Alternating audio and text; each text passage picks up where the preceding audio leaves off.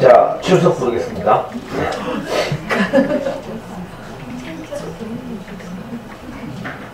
오늘까지 한 번도 안 빠지고 온 사람 누구야? 비유, 그 다음에 서영만, 그 다음에 그레이스, 그 다음 훈이윤이. 훈이윤이님하고 그레이스님 어제 성당에서 뭐 레디오 했어? 대천 성당에서 뭐 하고 나오더라고 보니까. 어제 내 칠곡에 무슨 초등학교 강의가 9시라 가지고 끝나고 여기 11시쯤 이 동네에 오는데 보니까 성당에서 나오네. 열심히 성공하나? 방금 손든 네 분은 내가 대한민국 다 기억하고 있죠. 또 출석 부르자. 여기는 내가 모르겠고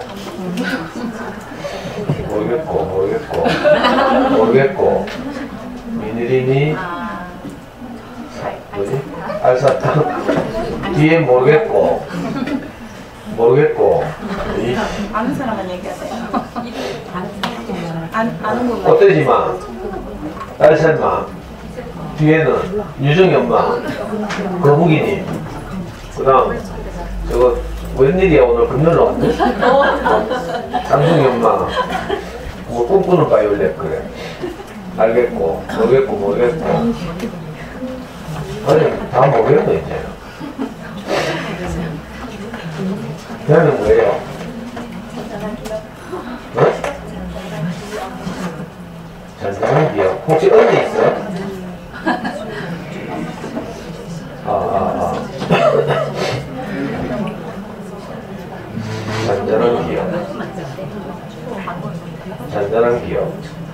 잔잔한 기억 들려있네.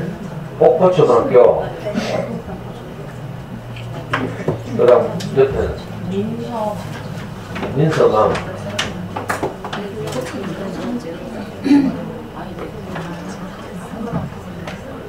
어제 봤는데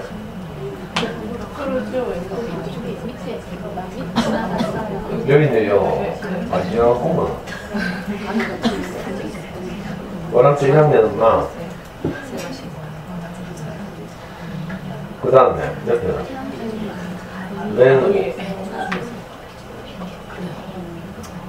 야 수민만 어디 있더라? 보자.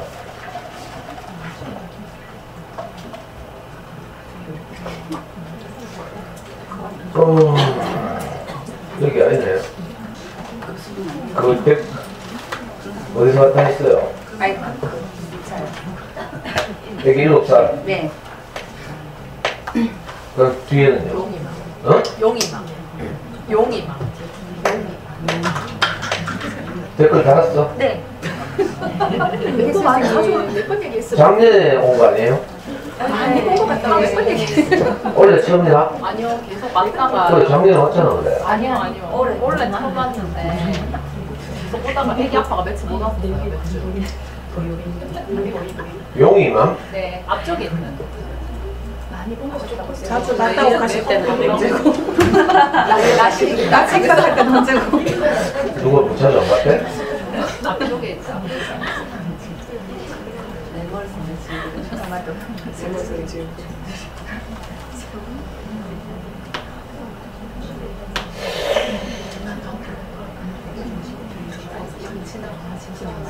이거 왔다고? 아 여기 있네. 7살 엄마 2차가 2차? 아니 아이파크 2차 엄마들 좀 모여 앉아. 다리 모여 앉았잖아요. 그래야 내가 기억을 좀 하지. 보여주면 대한민국 뭐예요? 시원지만 알겠다. 여기는 목채는? 아니야? 소다세븐. 그 다음 그 뒤에는요? 진천초등학교에서 왔지? 진짜 아니고 연인데 지원이 못 왔어요. 시험 볼 때 편찮은 시험. 지원이 엄마, 그 옆에는? 지원이 엄마 옆에 누구야? 10엄마. 그 옆에는요? 해피바이러스. 그 다음에 저 뒤에 그래 꿈꾸는 바이올린 옆에 오늘 처음 왔어요? 네. 그럴 줄 알았다. 댓글 달았어요? 네. 어디서 한대요? 월배 쳐요. 월배? 3번 맨 끝에. 강이랑. 어디? 맨 끝에 어디? 2번. 스페이지 강. 이거 강. 네, 그거 맞아요. 다음강. 네네. 이게 뭔 뜻인데요? 엄마 이름이 강다음이야? 제 성이. 성은 강이고. 성이 강이고요. 그냥 다음은 그냥 뭐. 네. 의미 없으면. 다른 여기서 다른 공기가 막 들어온다? 왜 이렇지? 그 옆에는요? 두드림? 위에 희자매면 월배추. 요 세 분이 같이 왔어요?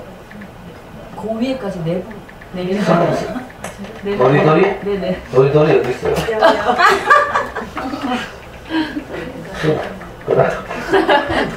희자매만 있는데 희자매. 이렇게 네 분이 같이 왔어? 네. 오늘 처음 왔어요? 네. 모음 좀 해라. 아씨. 그 옆에는요. 사랑의 마음. 그 다음에 썩은 분들이 그거 앉아있네. 그 다음에 서영맘님, 비영님, 그 다음에 옆에 누구지? 어? 오늘 몇 번째예요? 처음 왔어? 댓글 달았어요? 네. 이거 네. 강의는 그냥 들으면 되나요? 아니면 신청해야 하나요?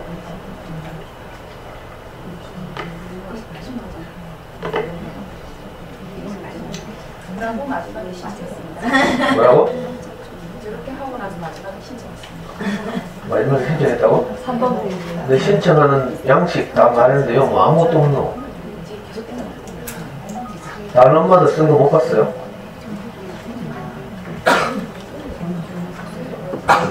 어떻게 하고 왔는데 어떻게? 애기는 1학년?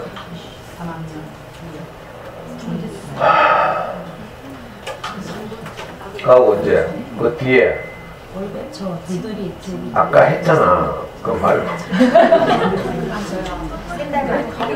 세 달만? 오라면서 왔어요? 그 옆에는 그레이스. 그 옆에는 제일 뒷줄 앉은 분들 얼굴 봐봐. 대화는 뭐예요? 아, 강현 좋아. 강현 좋아? 어디서 왔다 했지? 남산주. 남산초? 사대부추. 사대부초? 내가 5월 28일 날 사대부초 갔는데 방금 봤는데. 문자 왔어요. 어떤 선생님이 빵 보냈나봐. 저희가 강의를 안 하고 있어요. 뭐라고? 뭐야? 하나 뭐 들리지도 않고. 뭐라고? 시간을 안 받았다고. 아직 시작을 안 했다고? 강의 시작을 안 했어요. 하여튼 어제 학부모부장 전화 왔는데 어떤 사람이 빵 보냈대. 계획을 지금 짜는 학교가 없거든요. 3월 초까지 짜서 교육청에 보고해야 되는데 그 빵 보내가 대타로 가는 거예요. 세 분이 사대부초라고? 대한은 말고 대한명. 어? 목채맘 또 극복대상 또 강현조와 이게 다가 그 뭐 구석에 숨어 있는 사람 없어?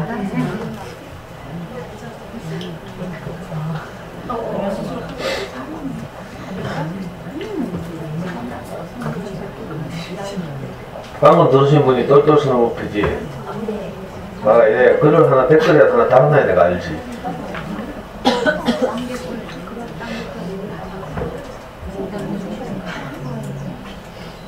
아니, 저만 더워요? 더워요. 이 원인이 뭐지?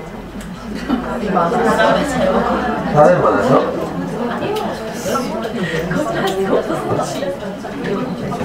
내가 경민기라서 그런 건 아니고.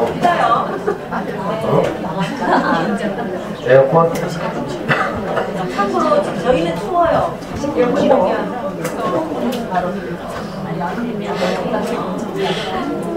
그냥 넣자.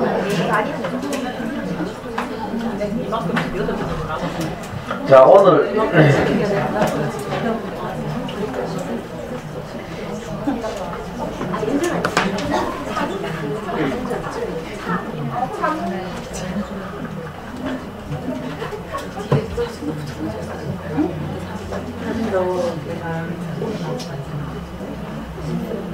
아니 사진 내가 붙였지. 이거는 내가 아우. 자, 오늘 제가 좀 떠들지 마봐. 안 그래도 처음 온 사람들 당황하잖아. 내가 자꾸 신경질 되니까. 이거 가지고 내 나쁜 놈 만들고. 오늘 제가 선택한 책은 아이세용에서 나온 페트리샤 폴라코의 고맙습니다 선생님. 이거 벌써 몇 번 한 거죠. 해마다 한 번씩은 제가 꼭 하는 책인데 오늘 또 스승의 날이라고 막 계획도 막 가져오고 이러니까 딱 맞네 컨셉이. 아이세용은 지식 관련 그림책을 많이 내기 때문에 제가 보통 학교 강의 때 소개 잘 안 하는데 가물에 콩나듯이 이렇게 좋은 책을 내기도 하죠. 페트리샤 폴라코는 자기가 어릴 때 겪은 이야기를 가지고 항상 그림책을 만드는 아주 리얼리즘 작가라고 할 수 있죠. 페트리샤 폴라코의 모든 그림책은 자기가 어릴 때 경험한 것에 기반하고 있어요. 그 중에서 이제 대표적인 책이 바로 이 고맙습니다 선생님이죠.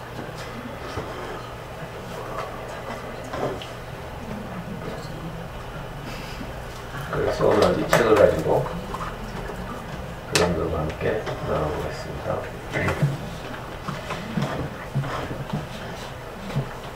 어디 가? 아까 간섭했잖아. 봐라. 간섭해놓고 봐라.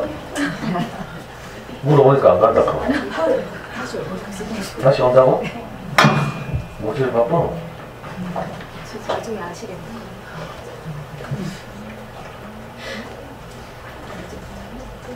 일단 한번 읽어보고 시작하겠습니다.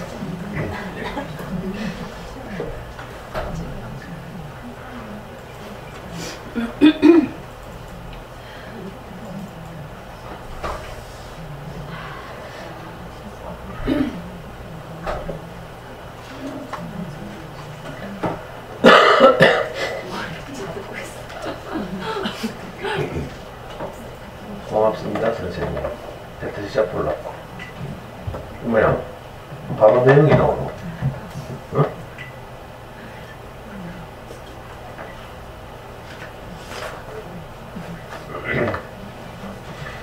이거 제가 옛날에 몇 년 전에 사진 찍은 거라서 앞부분이 빠졌거든요. 앞부분 이 헌사가 적혀 있는데 진짜 폴크 선생님인 조지 펠커에게 바칩니다. 선생님은 나의 영원한 영웅입니다. 어쩐지 진짜 폴크 선생님은 진짜 폴크 선생님인 조지 펠커에게 바칩니다.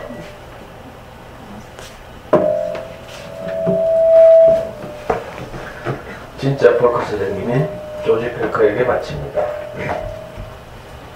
선생님은 영원히 나의 영웅입니다. 페트리샤 폴라코는 마음을 파고들면서도 따스한 동화를 집중할 줄 아는 더할 나위 없는 뛰어난 이야기꾼이자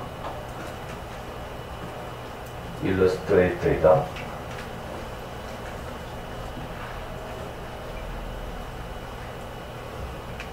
그녀는 동화를 쓰기 위해 자주 자신의 식구들 이야기 주머니를 뒤집니다.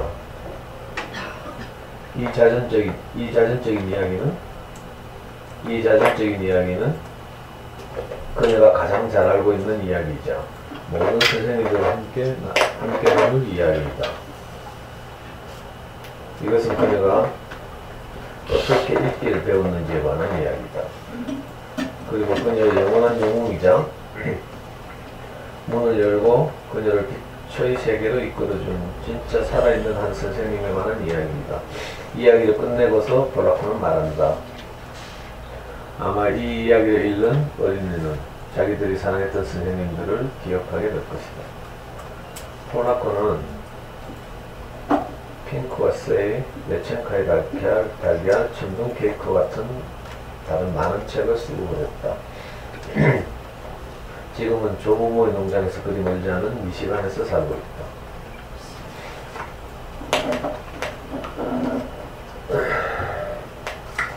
할아버지는 친구들이 다 보는 앞에서 꿀병을 들어올리더니 꿀 한 국자를 퍼서 조그만 책 표지 위에다 조금씩 골고루 끼얹었습니다. 오늘은 이 조그만 소녀가 이제 막 7살이 되는 날입니다. 이런 나라에야 네 엄마 때도 네 삼촌 때도 네 오빠 때도 이렇게 했지. 이건 널 위한 거다. 할아버지의 목소리는 다정했습니다. 할아버지는 손녀에게 책을 건네며 말했습니다. 찍어 먹어보렴. 소녀는 손가락으로 꿀을 찍어서 입으로 가져갔습니다. 할머니가 물었습니다. 맛이 어떠니? 소녀는 대답했습니다. 달콤해요. 식구들이 한 목소리로 말했습니다. 맞다. 지식은 맛은 달콤하단다. 하지만 지식은 그 꿀을 만드는 벌과도 같은 거야. 너도 이 책장을 넘기면서 지식을 쫓아가야 할 거야. 소녀는 이제 자기도 글을 읽을 때가 되었다는 걸 알게 되었죠. 이제 곧 글자를 깨치게 될 테니까요.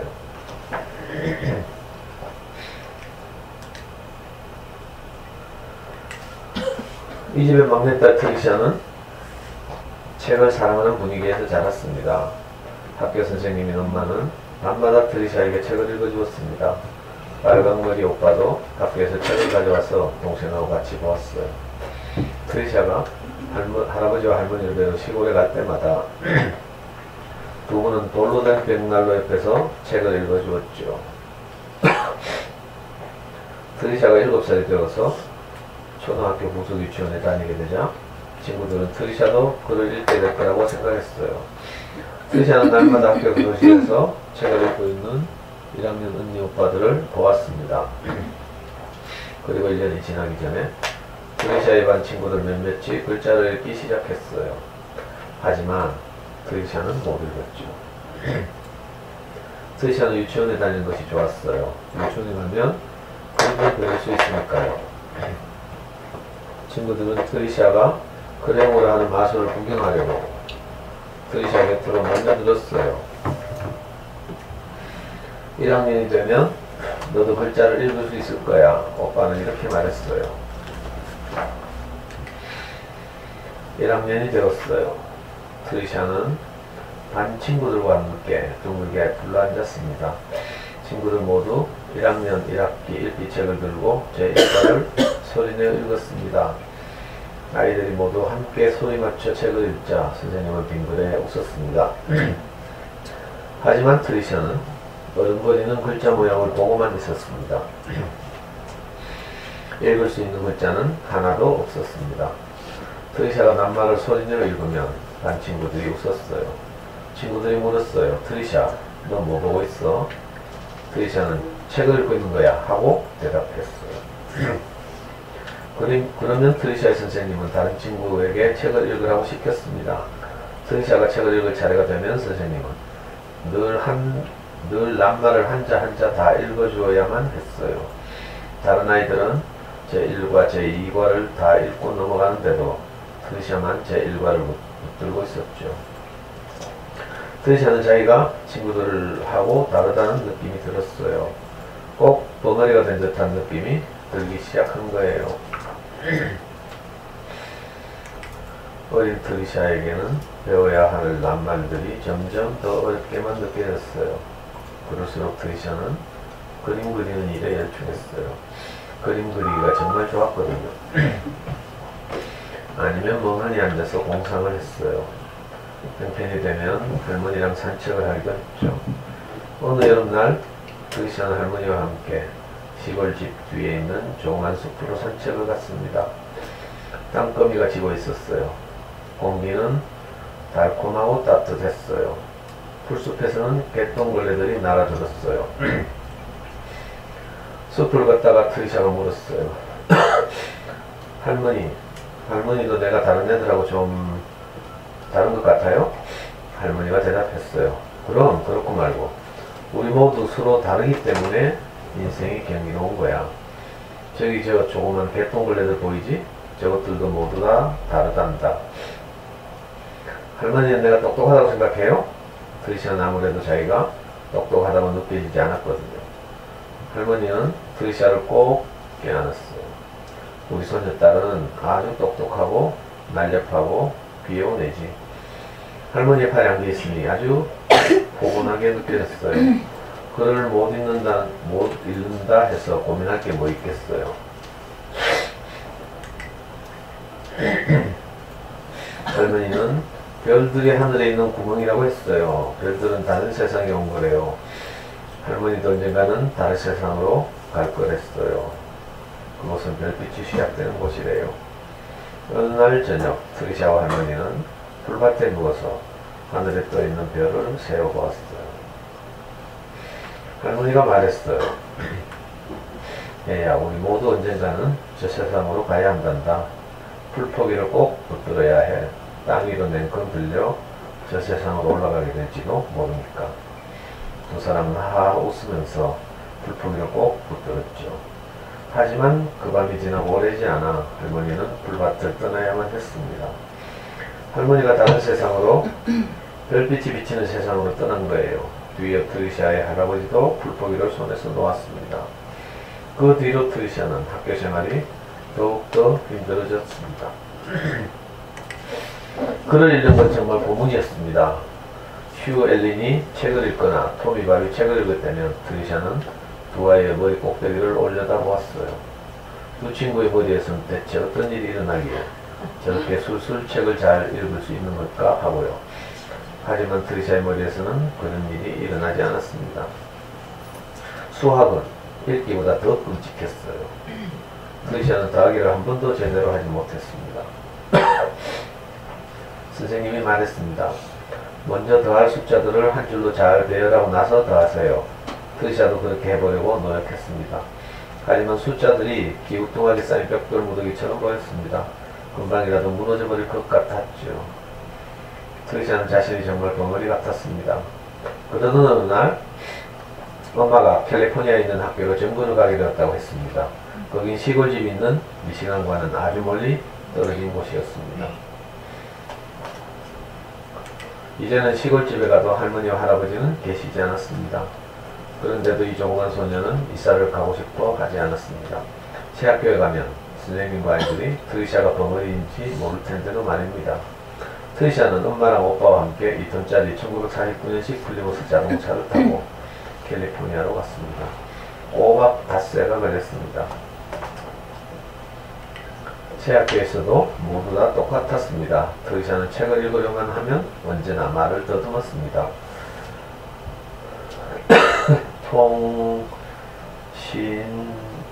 통신의 발달.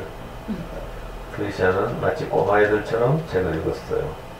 선생님이 아이들과 함께 책을 읽고 나서 트리샤에게 질문을 하면 트리샤는 그때마다 틀린 대답을 했습니다. 야 벙어리. 한 남자애가 운동장에서 트리샤를 소리쳐 불렀습니다. 너 정말 벙어리 아니야?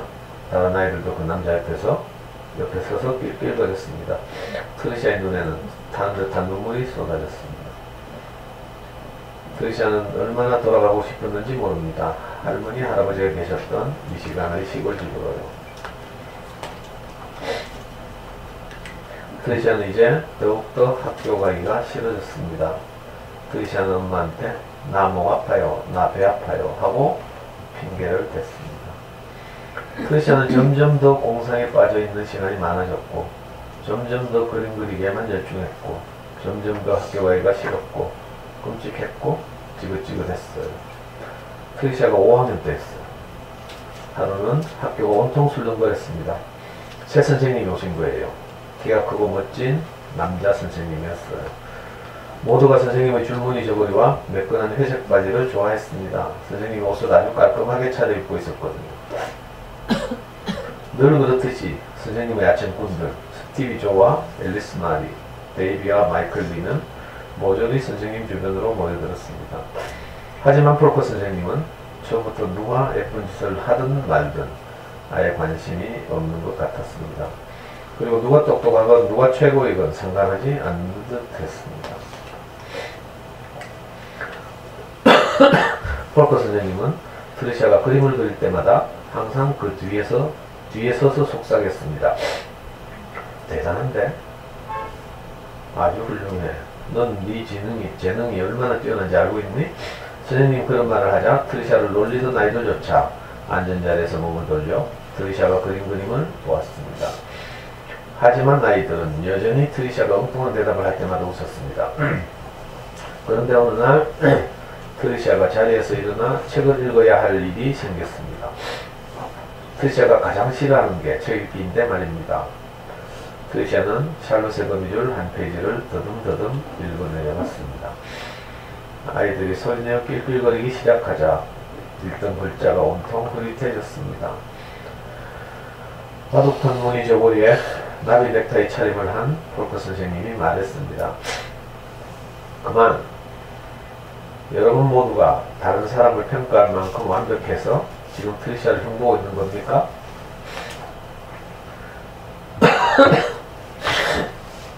그 이후로는 아무도 크게 소리내어 웃지 않았습니다. 아니 놀리지 않았습니다. 에릭만 빼고요.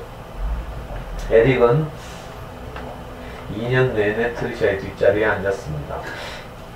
하지만 에릭은 트리샤를 아주 싫어하는 것 같았어요. 트리샤는 그 까닭을 알 수가 없었습니다. 에릭은 교실 문 옆에서 트리샤를 기다리고 서 있다가 트리샤의 머리카락을 잡아당겼습니다. 운동장에서 트리샤를 기다리고 서 있다가는 얼굴을 바짝 들이대고 두꺼비라고 불렀습니다. 트리샤는 모퉁이만 보면 에릭이 기다리고 서 있을까봐 돌아가기가 두려웠습니다. 트리샤는 완전히 혼자가 된 듯 했습니다. 트리샤가 행복한 시간은 오로지 폴커 선생님 주변에 있을 때뿐이었습니다. 선생님은 트리샤에게 칠판을 지우게 했습니다. 그 일은 모험생만 하는 일인데도 말입니다. 선생님은 트리샤가 잘하는 일이 하나라도 있으면 등을 토닥여 주었습니다. 그리고 트리샤를 놀리는 아이는 그 누구라도 엄하고 싸늘한 눈길로 쳐다보았습니다.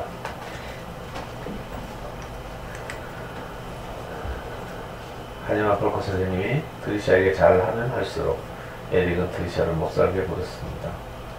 에릭은 다른 아이들에게 운동장이나 학교 식당, 심지어 화장실에서 트리샤를 기다리고 있다가 쑥 나타나서 멍청이 혹은 못난이라고 부르게 시켰습니다.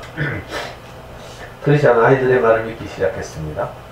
트리샤는 쉬는 시간이 시작되기 직전에 화장실에 가면 쉬는 시간 동안에는 계단 아래 빈 공간에 숨어 있을 수 있다는 것을 알게 되었습니다. 거기서 밖으로 나가면 안 되는 것도 알게 되었습니다. 트리샤는 그 큼큼한 공간이 정말 안전하다고 느끼게 되었습니다. 그런데 하루는 쉬는 시간에 에릭이 트리샤의 비밀 장소로 따라왔습니다. 에릭이 비웃었습니다. 너 두더지가 되었니? 에릭은 트리샤를 복도로 끌어내어 그 주위를 빙빙 돌며 춤을 추었습니다. 벙어리 벙어리 벙어리 삼룡이 동생 삼순이. 트리샤는 팔 속에 고개를 파묻고 몸을 공처럼 둥글게 웅크렸습니다. 갑자기 발소리가 났습니다. 폴커 선생님이었습니다. 선생님은 성큼성큼 뛰어와 에릭을 교무실로 데려갔습니다. 선생님은 다시 돌아와서 트리샤를 찾아냈습니다. 이제 다시는 에릭 때문에 괴로울 일은 없을 거다. 선생님은 부드럽게 말했습니다. 트리샤, 에릭이 뭘 가지고 놀리든 모르겠어요. 트리샤는 어깨를 으쓱했습니다. 트리샤가 보기에 폴커 선생님은 트리샤가 글을 읽을 수 있다고 믿고 있는 게 틀림없었습니다. 트리샤는 옆자리에 앉은 친구가 읽은 걸 듣고 기억해 두려고 했습니다. 아니면 폴커 선생님이 한 문장씩 읽어주기를 기다렸다가 똑같이 따라했습니다. 그러면 선생님은 잘했다 하고 말했습니다. 어느 날 폴커 선생님은 트리샤에게 학교 끝나면 남아서 칠판 닦는 걸 도와달라고 부탁했습니다. 두 사람은 칠판을 닦으면서 이야기를 했습니다. 선생님은 음악도 틀어주고 조그만 샌드위치도 준비해 왔습니다. 선생님이 갑자기 말했습니다. 우리 게임하자. 내가 글자를 소리내어 읽을 테니까 넌 되도록 빨리 그 젖은 스펀지로 그 글자를 칠판에 쓰는 거야. 선생님이 소리쳤습니다. 기억. 트리샤는 젖은 스펀지로 기억이라고 썼습니다. 선생님이 소리쳤습니다. 8. 트리샤는 젖은 스펀지로 8이라고 썼습니다. 선생님이 소리쳤습니다. 14. 3. 디귿, 피읍, 키읔. 선생님은 여러가지 숫자와 글자를 큰 소리로 불러댔습니다. 그리고 나서 트리샤의 등 뒤로 다가왔습니다. 두 사람은 함께 칠판을 바라보았습니다. 칠판은 온통 물에 젖어 엉망이었습니다. 트리샤는 칠판에 어떤 숫자도 어떤 글자도 제대로 써 있지 않은 것을 알았습니다. 트리샤는 스펀지를 내던지고 달아나려고 했습니다. 하지만 폴커 선생님은 트리샤의 팔을 붙들고 그 앞에 무릎을 꿇고 앉았습니다. 가엾은 트리샤, 네가 벙어리라고 생각하는구나, 그렇지? 네가 그렇게 쓸쓸해하고 두려워하다니 내 마음이 참 아프구나. 트리샤는 흐느껴 울었습니다. 하지만 트리샤, 넌 이걸 모르고 있구나. 너는 숫자나 글자를 다른 사람하고는 다르게 보고 있어. 너는 이때까지 학교를 쭉 다니면서 그 많고 많은 좋은 선생님을 놀렸구나. 선생님은 트리샤를 보고 씩 웃었습니다. 그건 영리하고 똑똑하고 그런 용기 있는 아이만이 할 수 있는 일이랍니다. 그리고 나서 선생님은 일어나 칠판을 마저 닦았습니다. 트리샤, 우리는 이 모든 것을 바꿀 수 있어. 넌 읽을 수 있어. 틀림없어. 이제 트리샤는 날마다 수업이 끝나면 폴커 선생님과 독서지도 담당 선생님인 블래시 선생님을 만났습니다. 두 선생님은 트리샤가 이해하지 못할 많은 일을 했습니다. 처음에 트리샤는 모래 위에 원을 몇 개 그렸습니다. 그리고 나서 칠판에다 스펀지로 커다란 원을 그렸습니다. 오른쪽에서 시작해서 왼쪽으로, 왼쪽에서 시작해서 오른쪽으로. 어떤 날은 스크린 위에 글자를 비춰주었습니다. 트리샤는 그 글자를 큰 소리로 따라 읽었습니다. 또 어떤 날은 나무 블록으로 낱말을 만들었습니다. 글자들, 글자들, 글자들, 낱말들, 낱말들, 낱말들. 글자와 낱말을 항상 큰 소리로 읽었습니다. 멋진 일이었습니다. 하지만 낱말은 읽게 되었어도 한 문장 전체를 읽지는 못했습니다. 트리샤는 여전히 자기가 바보 같았습니다. 어느 봄날 읽기 공부를 시작한 지 서너 달이 되었을까? 폴커 선생님이 트리샤 앞에 책을 한 권 내밀었습니다. 트리샤가 처음 보는 책이었습니다. 선생님은 그 책 어느 페이지 중간쯤에 있는 한 문단을 가리켰습니다. 전에는 한 번도 그런 일이 없었는데 거의 마법처럼 머릿속으로 빛이 쏟아져 들어오는 것처럼 낱말과 문장들이 그 페이지에서 형태를 갖추기 시작했습니다. 시간은 삶이며 삶은 가슴 속에 깃들어 천천히 트리샤는 한 문장을 다 읽었습니다. 그리고 또 한 문장을 읽고 또 한 문장을 읽었습니다. 마침내 한 문장을 다 읽었습니다. 트리샤는 그 글이 무슨 뜻인지도 모두 이해했습니다. 트리샤는 폴커 선생님과 블래시 선생님이 눈물이 그릉해진 것을 알아채지 못했습니다.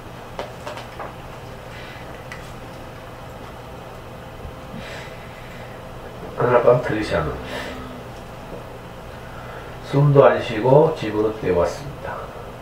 집 앞 계단에 올라서자마자 현관문을 활짝 열어젖히고는 거실을 지나 부엌으로 뛰어갔습니다. 찬장으로 기어가서 꿀백을 끌어내렸습니다. 그리고 거실로 가서 선반에서 책을 찾았습니다. 할아버지가 몇 년 전에 보여줬던 바로 그 책 말입니다. 트리샤는 꿀을 한 숟가락 써서 책 표지에 끼얹고 그 달콤함을 맛보았습니다. 그리고 마음속으로 속삭였습니다. 꿀은 달콤해. 지식의 맛도 달콤해. 하지만 지식은 그 꿀을 만드는 돌과 같은 거야. 이 책장을 넘기면서 쫓아가야 얻을 수 있는 거야. 트레시아는 책도 들고 꿀도 들고 그 모든 것을 들어 가슴에 꼭 끌어안았습니다. 뺨위로 눈물이 흐르는 것을 느낄 수가 있었습니다. 하지만 슬픔의 눈물은 아니었습니다. 트레시아는 행복했습니다. 너무너무 행복했습니다.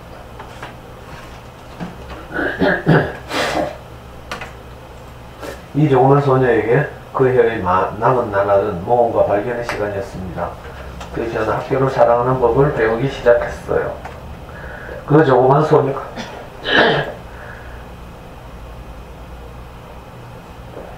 아마 페트리샤 폴라코이기 때문에 다 알 수 있었습니다. 나는 30년 뒤에 폴코 선생님을 만나 결혼식장에서 다시 만났습니다. 나는 선생님에게 다가가서 내 소개를 했습니다. 처음에 선생님은 나를 잘 알아보지 못했습니다. 그래서 나는 내가 누구며 선생님이 몇 년 전에 어떻게 내 인생을 바꿔주셨는지 이야기했습니다. 선생님은 나를 껴안고 무슨 일을 하느냐고 물었습니다. 내 대답은 이랬죠. 그러니까 뭐냐면요, 폴코 선생님. 저는 어린이 책을 만들고 있습니다. 고맙습니다, 폴코 선생님. 고맙습니다.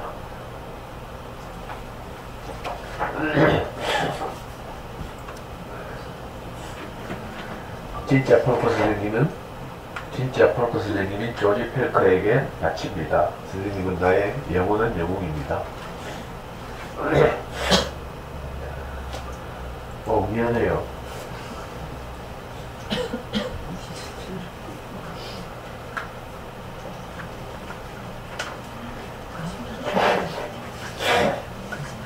페트리샤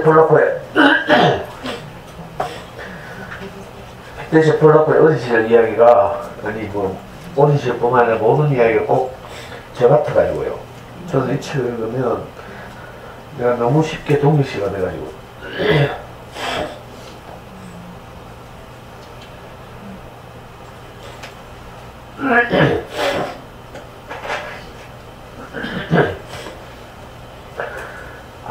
한 선생님의 그 지지와 격려가 이 세계적인 그림책 작가를 탄생시킨 거죠. 이게 너무 감동적이고, 저도 어린 시절에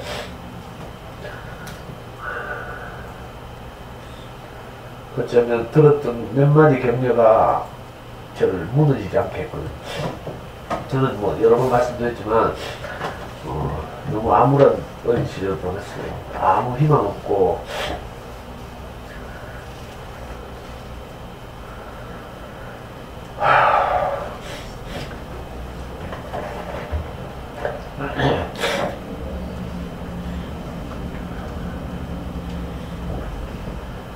전체적으로 떠돌면서 이렇게 자라다 보니까 마음이 너무 가난하고 이랬어요.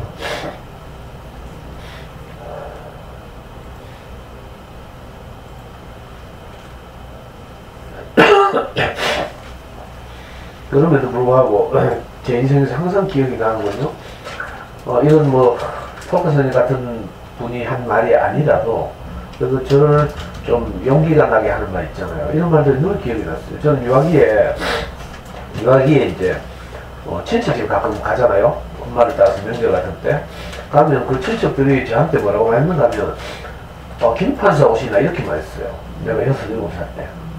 그러니까 니는 잘하면 판사가 될 것이다 이렇게 생각해 준 거죠. 그러니까 이 아이를 격려하기 위해서 덕담을 그렇게 한 거예요. 먼 친척들이. 근데 제 인생이 너무 암울하니까 아무 지탱할 말이 없는데 이상하게 그 말이 자꾸 생각나요. 그리고 또 하나, 저는 이제 초등학교 6군데를 다녔는데 엄마가 이제 전학을 시킬 때마다 집에 와서 하시는 말씀이 뭐 있는가 하면, 오늘 학교에 전학을 갔더니 누구 담임 선생님이 전학 보내기 너무 아깝다 하더라. 엄마가 꼭 이 말을 했어요.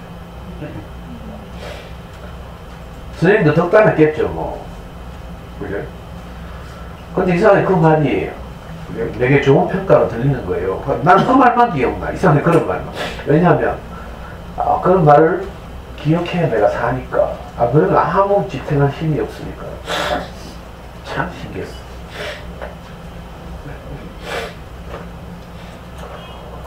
어제 우리 아들이, 지금 우리 아들 이제 귀국, 5월 초에 귀국해가지고 지금 이제 거의 한 10년 만에 처음으로 아들하고 지금 같이 살고 있거든요. 그 일본에서 이제 도쿄 세계무역센터 빌딩에서 일하다가 1년 딱 1년 일하고 사표를 냈어요. 이 대기업 사원생활 하는 게, 지는 일본에 가면 일본은 정년이 보장되고 어쩌고저쩌고 있잖아요. 뭐 또 금수저 이런 게 없고 뭐 어쩌고저쩌고 하면서, 이제 한국은 애들 젊은 애들 말로 옛날에, 지금 새 정부가 들어서기 전만 해도 금수저가 판을 치고 뭐 정유라가 막 부정입학하고 이러니까 헬조선이라고 하죠, 애들이. 그래서 그걸 탈출한다고 이제 좀 공평한 이제 경쟁이 가능한 외국으로 나갔는데, 막상 나가서 살아보니까 지가 뭐 한국말 잘하고 한국에서 좋은 어린 척 많이 했고 한 거 아무 소용이 없는 거야. 거기서는 외국인이고 지가 일본어를 아무리 잘해도 일본 네이티브한테 딸리고 이렇잖아요. 그런데 생활하다가 이제 회의가 들어서 저한테 2월 말 3월 초부터 저한테 계속 카톡으로 아빠 우약고 하면서.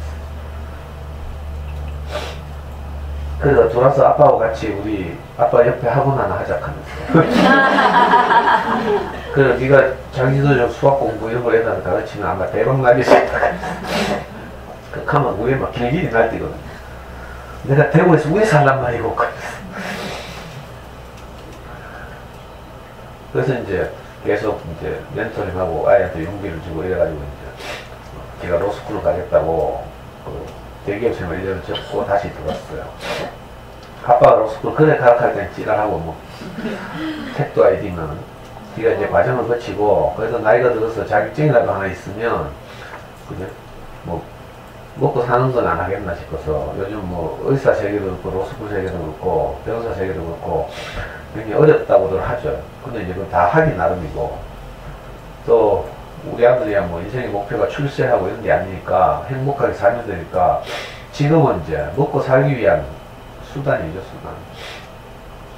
그래서 이제 결국은 들어오게 됐어요. 7월달에 로스쿨 입문 시험이 있는데 전에 말씀드렸죠. 바로 들어와서 로스쿨 공부해도 시원찮을 놈이 퇴직하고는 한 달 동안 세계 여행을 하고 들어오겠다는 거야. 그러면서 저보고는 뭐 알라딘에 주문을 해서 그 뭐 기출 문제집 좀 사놓으라 해갖고 있잖아요. 아빠가 로스쿨 입시해서 지 고등학교 입시 때처럼 연구를 좀 하락하고 잔소리 오만상하고 지는 돌아다니고. 그래가지고 드디어 이제 며칠 전에 들어왔어요. 그러니까 얼마나 불편한지. 얼마나 보는 거 참 기쁜데 안고 뭐 이럴 수 있으니까. 근데 현실 생활은 너무 불편해. 제가 지방 쓰다가 도로 뺏기고 안방으로 쫓겨갔죠. 그래서 안방에서 우리 아빠하고 둘이 같이 써야 되죠. 거기다가 거실 화장실 우리가 못 쓰게 해요. 지 방 바로 앞에 화장실이 있거든. 그러니까 지 이제 시끄럽다는 거랑, 자는데 예를 들어서 밤늦게 제가 화장실 쓰거나 하면 시끄럽다고 절대 못 쓰게 해. 그 거실 화장실에 내 뭐 칫솔도 있고 뭐 다 있거든. 면도기도 있고 뭐 하여튼 미치겠어요 지금. 근데 그나마 뒷북이긴 하지만 기특하게도 귀국하자마자 시내 나가서 바로 일본 학원에 등록해가지고 JLPT라고 일본어 능력 검정시험 1급 원서 접수하고 지금 학원 다니고, 또 내보고 돈 내놔라 하지만은 그 학원 옆에 독서실을 끊어가지고 이제 로스쿨 입문시험 뭐 그 공부가 기출 문제라도 한번 훑어보겠다고. 그래가지고 급히 우리 목님 시켜서 알라딘에서 책도 사주고 이랬어요. 어제 이제 그거 가지고 독서실 이틀째 갔어. 공부를 해보더니 갑자기 어제 낮에 카톡이 와가지고 아빠 나 공황장애 같아. 집중이 안 돼. 아이고, 참. 아빠는 맨날 게임만 하지 말고 내한테 용기를 줘야 될 거 아이가. 28 청년이. 얼마나 바가지를 끄는지 있잖아요. 어제 하루 종일 내가 시달리니까. 어제 집에 들어가니까 뭐라고 말해보라는 거야. 자기를 세뇌시켜보라. 자신감을 불러 이렇게 달라는 거죠. 우리 아들 이렇다니까 28이나 됐는데. 그것도 지금 보통 내가 학교 다니면서 강의 많이 했죠. 수능 성적도 이야기하고 로스쿨 인문시험 2년 전에 쳤던 성적도 공개하고 했잖아요. 그런 나이도 소위 말 우리는 엄친하거든요. 소위 말하는. 그런데도 자기 스스로를 그렇게 두려워한다니까. 어제 갑자기 독서실에서 공부하다가 그 로스쿨 인문시험을 그 현장에서 친다고 생각하니까 갑자기 막 너무 긴장이 되고 떨리고 두렵더래. 그래 어제 집에 들어가니까 뭐 자기를 격려해보라고.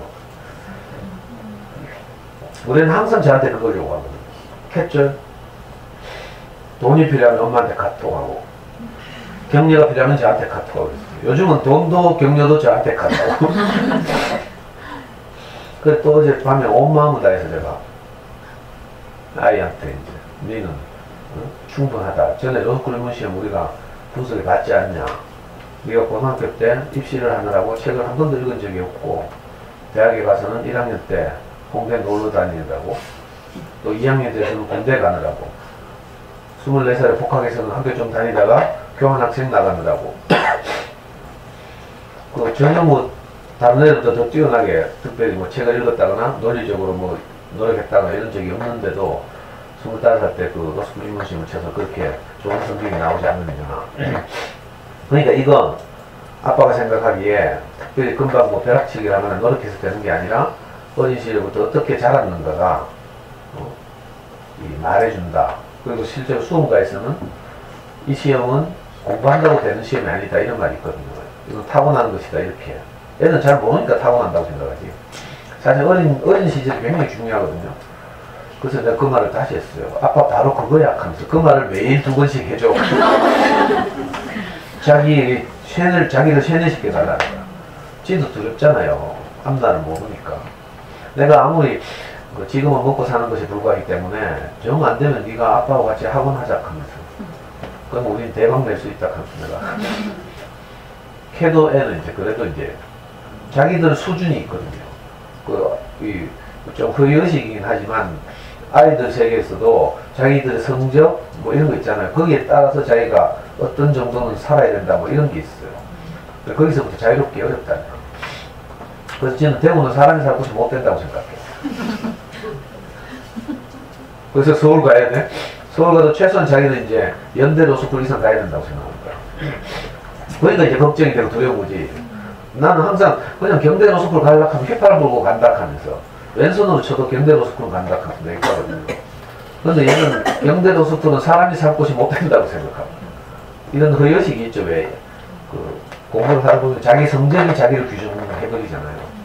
안타까운 일이긴 한데 그 아이가 아직 어리고 하니까 저도 그렇게 이제 늘 아이를 격려하고 이렇게 살게 됐죠. 근데 오늘 저는 이제 이 5월이라고 해마다 서성년에 다가오고 하면 이제 제 지난날이 생각나고 또 요즘 학교 강의하면서 엄마들이 강의 듣고 많이 우리 카페도 들어오고 또 여기도 이제 강의들 오시고 하니까 좀 복잡해서 오늘 내가 정리하는 차원에서 이제 오늘 제 강의를 듣고 나면 이제 확 줄어들거든요. 너무 복잡해서 이제 해마다 한 번씩 이렇게 채로 쳐내는 자로. 제가 이제 학교에서는 못다한 말들을 이제 여기서 하는 거죠. 저는 이제 학교 강의를 할 때마다 우리 아이가 4살 때 제가 직접 아이를 이제 이렇게 공부시키기로 작정했다 이렇게 말씀드렸죠. 사실은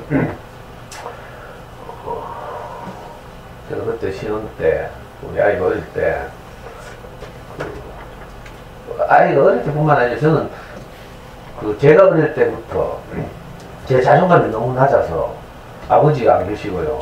친척집에 떠돌고 자랐고 중고등학교를 못 다니고 그랬어요. 그래서 저는 정말 자존감이 낮았거든요. 아까 말씀드린 그런 위로나 격려로 겨우 이제 버티고 살았죠. 범죄의 길로 빠지지 않고 살았지만, 그래도 자존감이 너무 낮았어요. 그래서 어찌하든지 내가 자존감을 이렇게 좀, 자존심이라도 지키려고. 자존감하고 자존심은 미묘하지만 좀 완전히 다르잖아요. 저는 자존심이라도 지키려고. 그렇게 아동가동거리고 살았어요. 그래서 친구들하고 뭘 하잖아요. 그럼 반드시 내가 이겨야 직성이 풀려. 이겨서 인정을 받고 싶은 거예요. 뭘 해도. 그래서 비산동 설렁가에서 하면 친구들하고 이제 어릴 때부터 이제 도박 이런 걸 많이 했죠. 명절 되면 왜 용돈 집거리만큼씩 받잖아. 그럼 우리 비산동 친구들 다 모여가지고 한 친구한테 몰아주기를 하는 거야. 파토로. 그 당시에 뭐 국비나 뭐 도시꽃땡 이런 걸로. 그래가지고 용돈을, 그 받은 용돈을 추석 때면 한 사람한테 다 몰아준다니까. 늘 그걸 했어요. 그럴 때마다 내가 자주 이겼어. 이 노름도 이게 머리가 좋아요. 눈치도 빠르고. 그러면 이제 제가 좀 조금 자존심이 지켜지는 거예요. 어릴 때부터 그랬어요. 이상하대. 그러면 애들이 친구들이 뭐, 야, 니 머리 좋네 이런 말 해요. 그럼 나 그 말이 이제 내가 살게 하는 거야. 나는 학교도 못 다니고 자존감도 낮은데 다른 친구도 학교 다니거든? 근데 이제 내보고 학교 다니는 애들이 내보고 머리 좋다 하니까 니는 머리는 좋은데 형편이 나빠서 학교 못 다니구나 이렇게 이 말이 저를 크게 위로했어요. 그래서 어릴 때 늘 노름하고 이랬죠.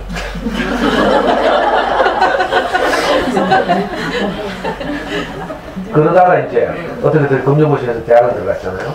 대학을 들어가서 이제 제가 운동권에 투신해서 그때 전두환 정권 치하에서 10년을 제가 34살 때까지인가 30대 초반까지 이제 직업운동가로 살았어요. 실제로 늘 국가공무원 위반하고 수배받고 그러다 결국 뭐 잡혀가기도 하고. 대학을 졸업하고는 이제 제가 어떤 그 옛날 말로 비합법 조직이라고 하죠. 언더 조직.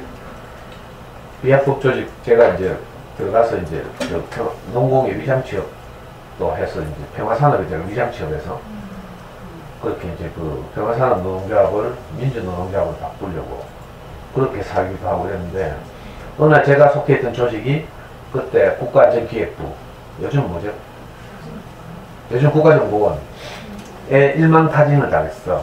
우리 조직이 그 당시 운동권 조직 가운데 가장 오래 살아남은 조직이거든요.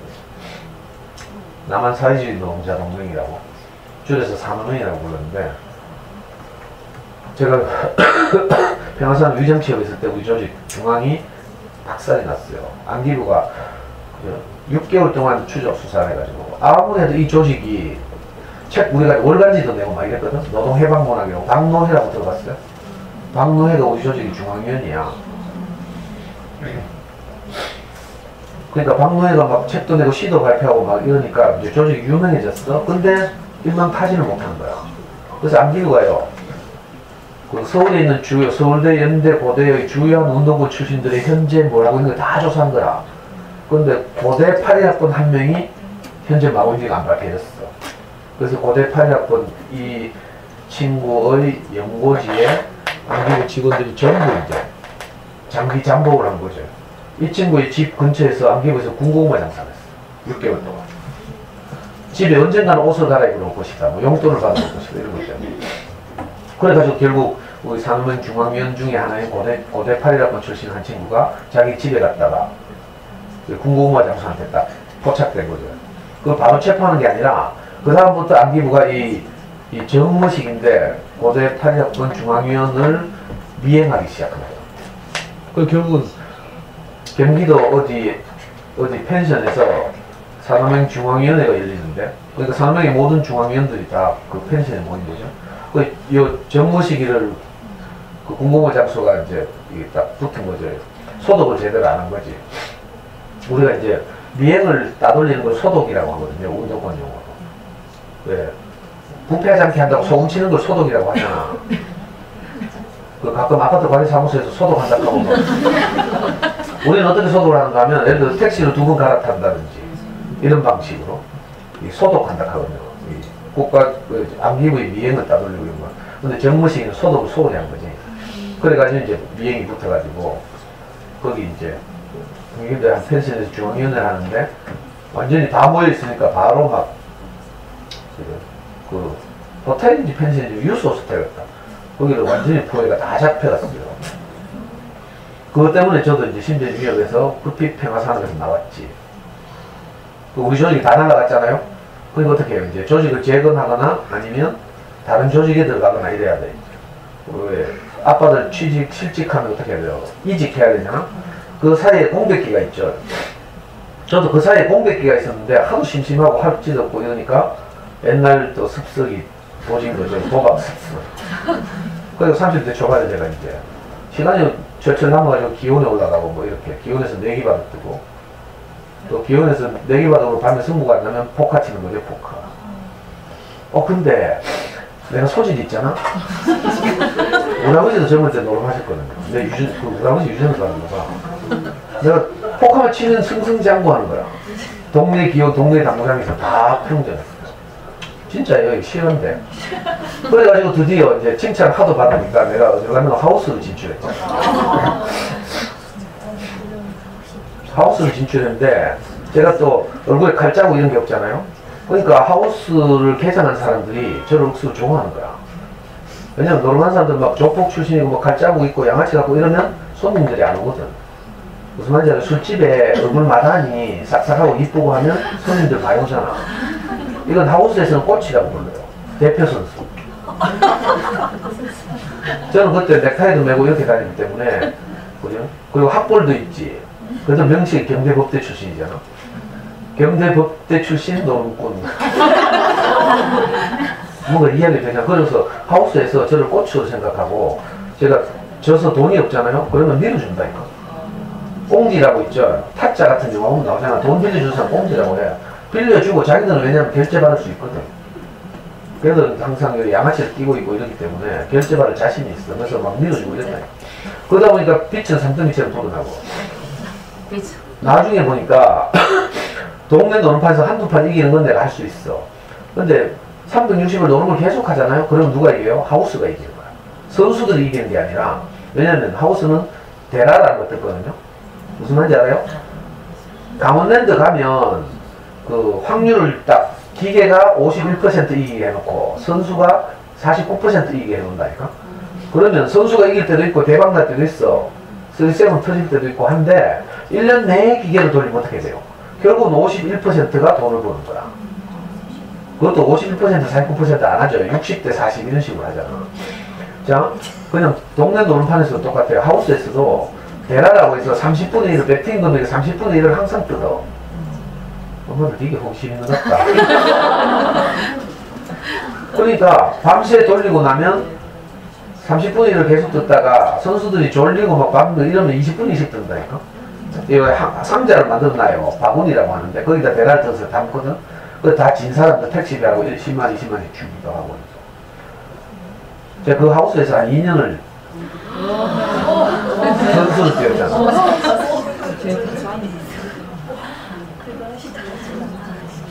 나중에 2년이 지나니까 완전히 내가 망했죠. 심지어 내가 사는 전셋집도 사채업자들한테 다 넘겨줘야 했고, 우리 애 돌반지 뭐 이런 것까지 다 사라졌어요. 제 힘으로는 더 이상 아무것도 할 수 없는 지경이 왔어.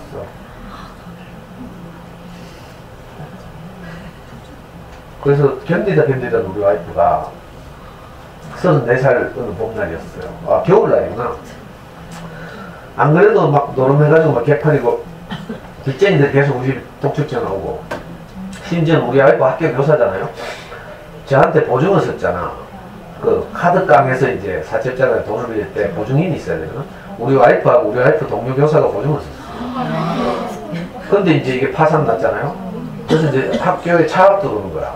우리 와이프 월급과 학교 동료 월급에 은행에서 차압 들어오면 50%를 은행에서 차압해가요. 그래서 나머지 50%를 가지고 세금 띄고 뭐 이렇게 이제 조금 뭐 생활비를 하는 거예요. 그러니까 와이프는 학교에서 정말 크게 창피를 당하고 쪽팔리고, 저를 볼 때 희망이 없잖아요. 그렇다고 성질이나 좋나? 성질은 여전히 까칠하고 더럽죠. 우리 아빠는 진짜 무던한 그런 선한 사람인데, 저하고 살다 안 되니까 이제 이런 지경이 되니까 참다가 사실 자기가 저를 좋아서 이제 저가 집에서는 빨갱이한테 딸 줄 수 없다고 막 반대하고 있었거든요. 시골에서. 근데 우리 와이프가 이제 저를 좋아해서 제가 그래도 옛날에 영화 1987 봤죠? 1987년도에 제가 그 경북대학교 제일 선배 운동권이었어요. 27살. 복학생 협의회 의장을 했거든. 그러니까 그때 1987 때 맨날 반월당인데 핸드마이크 들고 선동하고 막 10,000명, 5,000명씩 서문시장, 반월당, 중앙통 이런 데서 막 들어누워가 우리의 손은 통일 부르고 막. 그 1987 주인공이라는 제가. 그런데 우리 학교가 너무 제가 멋있어 보였을 거 아니에요. 그래서 혁명가의 아내가 되겠다고 결혼했다니까. 초년시대 제가 수배 받으면 도피 자금 필요하잖아. 우리 학교가 학교에서 교사해가지고 아니 영화 찍는 거 같죠. 도둑과 연선생 뭐 이런 거 있잖아. 그렇게 해서 이제 내가 20살 집 얻을 때 우리 학교가 도와주고 뭐 늘 이렇게 했어요. 그러니까 저는 한 번도 돈을 벌어본 적이 없고 결혼해서도 그렇죠. 저는 계속 운동권 하고 있었어요. 근데 이제 우리 와이프가 참다 안 돼가지고 도저히 니하고 못 살겠다고. 그래가지고 오늘 딱 선언을 하고 그때가 1993년 12월 달이었어요. 방학하자마자 우리 와이프가 집에 안 오더라고. 애도 버리고 갔어. 나중에 들으니까 여자들이 속상하면 친정에 가긴 간대. 근데 애를 데리고 가면 곧 돌아온대. 근데 애를 놔두고 가면 이거 심각하다. 우리 애들은 애를 버리고 갔어. 그때 우리 애 뭐 48개월? 48개월도 안 됐네. 93년 12월. 우리 애가 91년 2월생이거든요. 91년 2월, 92년 2월, 93년 2월. 한 30개월 됐네. 30개월 조금 넘었네. 처음에는요, 우리 애가 속이상해서 그냥 갔지. 좀 있으면 올 줄 알았어요. 근데 진짜 안 온 거야. 하루 이틀 지나도 안 오고, 이거 심각한 일이 보였어요. 한 달이 지나도 안 와. 그제서야 내가 이게 보통 일이 아니다 싶어서, 어떻게 뭐 수습하려고 했죠. 협박도 해보고, 막, 애하고 죽는다고 막 겁도 줘보고, 뭐 그래도 안 오는 거야. 진짜 완전히 마음이 떠났더라고요. 나도. 그때, 지금 이렇게 웃으면서 이야기하지만, 제 인생에 가장 큰 절망이 찾아왔어요. 왜냐하면, 저는 어릴 때 험하게 살았지만 그렇게 절망적이진 않았다니까. 그냥 환경에 적응해서 닥친 대로 살았어. 근데 우리 애를 보니까 그때 갑자기 옛날 내 생각이 나는 거야. 인마 이게 또 내 꼴을 당하는구나 싶으니까. 내가 아버지 없이 학교도 못 다니고 커서 내가 이렇게 험한 인생을 살았다고 생각했는데 우리 아들 보니까 엄마한테 버려져가지고 그죠? 꼬물꼬물거리면서 아이고 그리고 우리 애는 아빠가 무서우니까 엄마 찾지도 못해. 꼭 저녁에 잘 때 되면요 지나가는 말로 한마디 딱 해. 아빠 엄마 언제 와? 막 그게 막 내 가슴을 후배 파는 거라. 낮에도 엄마 보고 싶겠지. 근데 내가 무서워서 말을 못해. 그래가지고 엄마 생각 못하게 하려고요. 그 단칸제빵에서 입을 두껍게 펴놓고 요하고 다 펴놓고 애하고 막 레슬링을 하고요. 물구나무 서기를 막 시키고 막 지쳐가지고 빨리 잠들으라고 엄마 생각 그리고요 잡생각 안 나게 내가 시내 나가지고 레고를 그때 애는 듀플러를 해야 돼? 큰 거? 근데 제가 자잘한 거 있잖아요 레고 고학년들 하는 거 그거 20만원짜리 사왔다니까. 그럼 온 방바닥에 풀어놓고 그거 조립하라. 그거 조립하면 엄마 생각 안 날까 싶어. 내가 마치 저 태양을 손바닥으로 가리려는 것 같아. 애가 너무 하여튼 불쌍하고 나는 뭐 여자 없이도 살 수 있는데 라고 생각했어. 근데 우리 애가 너무 불쌍했다니까. 꼭 매를 보는 것 같고 그래가지고 너무 절망이 되더라고. 그래서 온갖 수단을 다 썼는데도 안 됐어요. 하루는 우리 애가 그때 4시 반 되면 애니메이션 그 텔레비에서 4시 반부터 7시까지 만화영화 하잖아요. 그거 항상 틀어주고 시간 때우고 이랬어요. 근데 하루는 4시 반인가 그때 만화영화를 보는데 만화영화를 보다가 TV를 보다가 애가 갑자기 막 통곡을 하면서 오는 거야. 근데 놀래가지고 가보니까 그때 나온 애니메이션이 미운 오리 새끼예요. 애기 백조가 어떤 오리하고 살게 됐어. 지금 오리인 줄 알고 살다 보니까 알고 보니까 백조야. 그래서 그날부터 이제 엄마 백조를 찾아다니는 거라. 그걸 막 돌아다니면서 어떤 동물 만나면요. 혹시 우리 엄마 백조 못 봤어요? 못 봤어. 그러면 또 다른 동물한테 우리 엄마 백조 못 봤어요. 우리 애가 그거 보더니 지하고 동일시가 된 거라. 그러니까 그 꼬마가 막 통곡을 하면서 울더라고. 그날 내가 무너졌죠.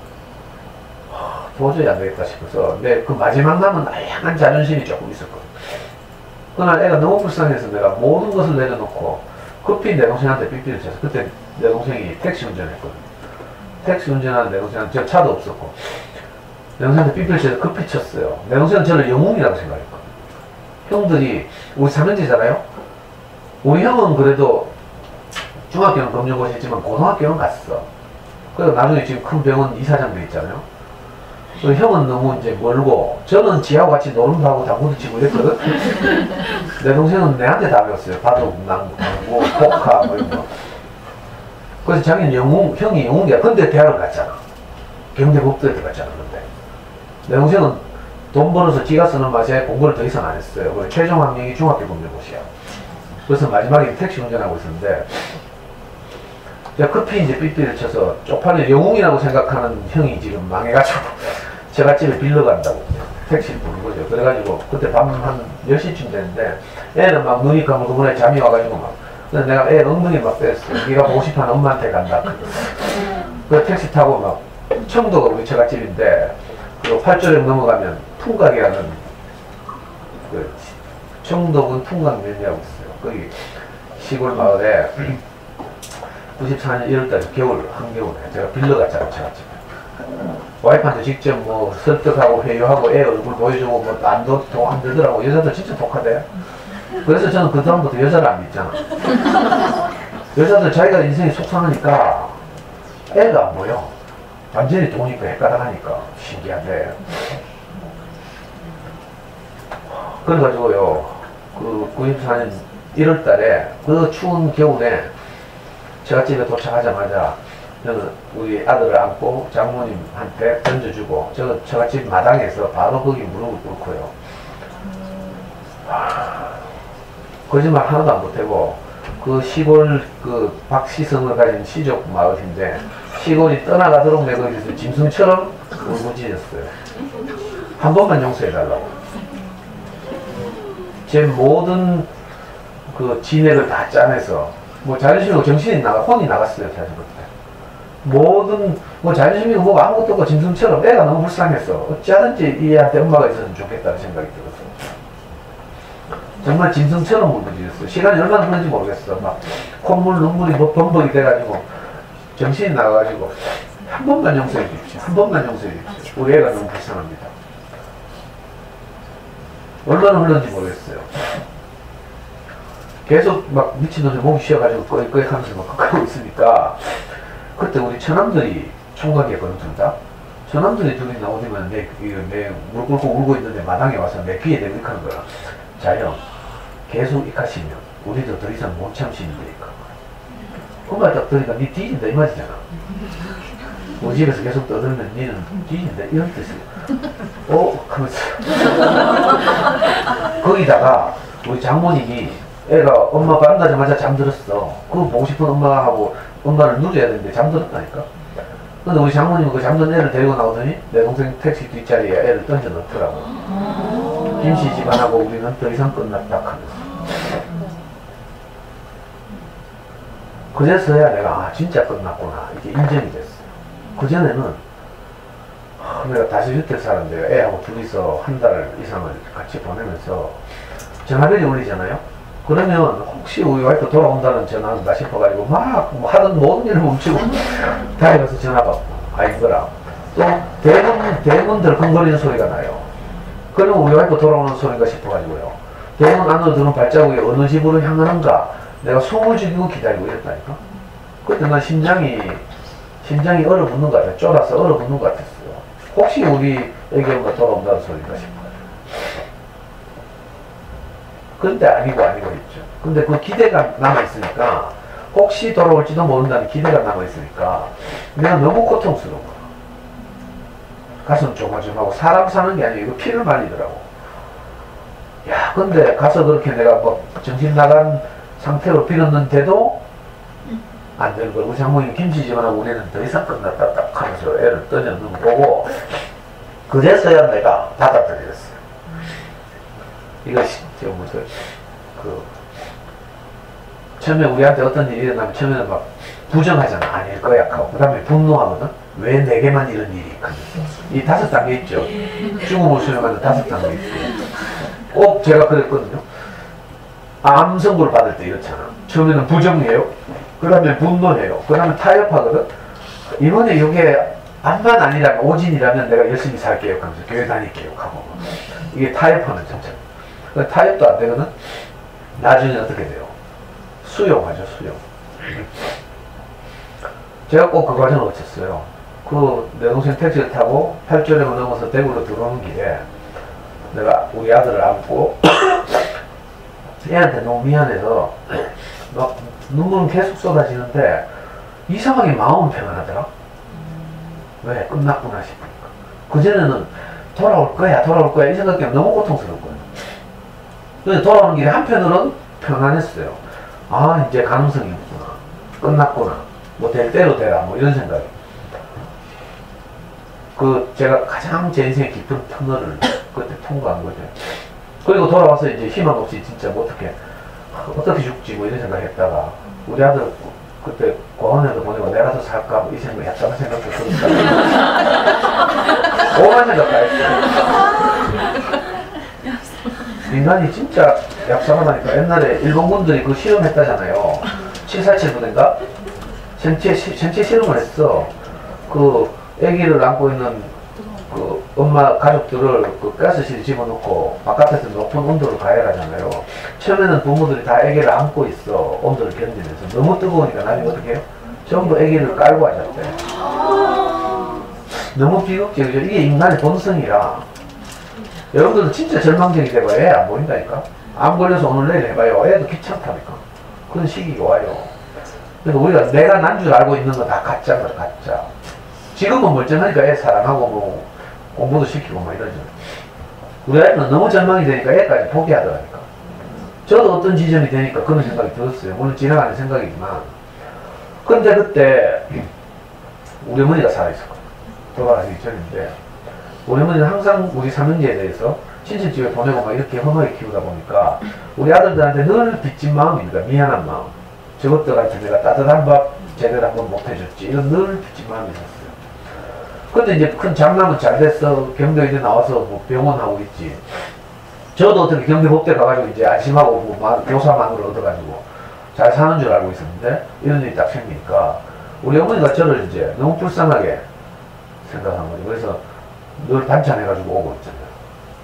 설거지도 해주고 가고 이러셨는데 이제 마누라한테 버림받은 꼴을 보니까 너무 막 엄마가 뭐 어찌할 바를 모르는 거라. 그래가지고 우리 엄마가 갑자기 자기가 너무 안 되겠으니까 우리 형하고 같이 이제 우리 엄마가 어떤 교회를 다녔는데 자기가 이제 형을 따라서 어떤 교회를 나갔어요. 1년밖에 안 됐어. 근데 우리 엄마가 너무 답답하니까 자기가 다니는 교회 목사님을 찾아갔다.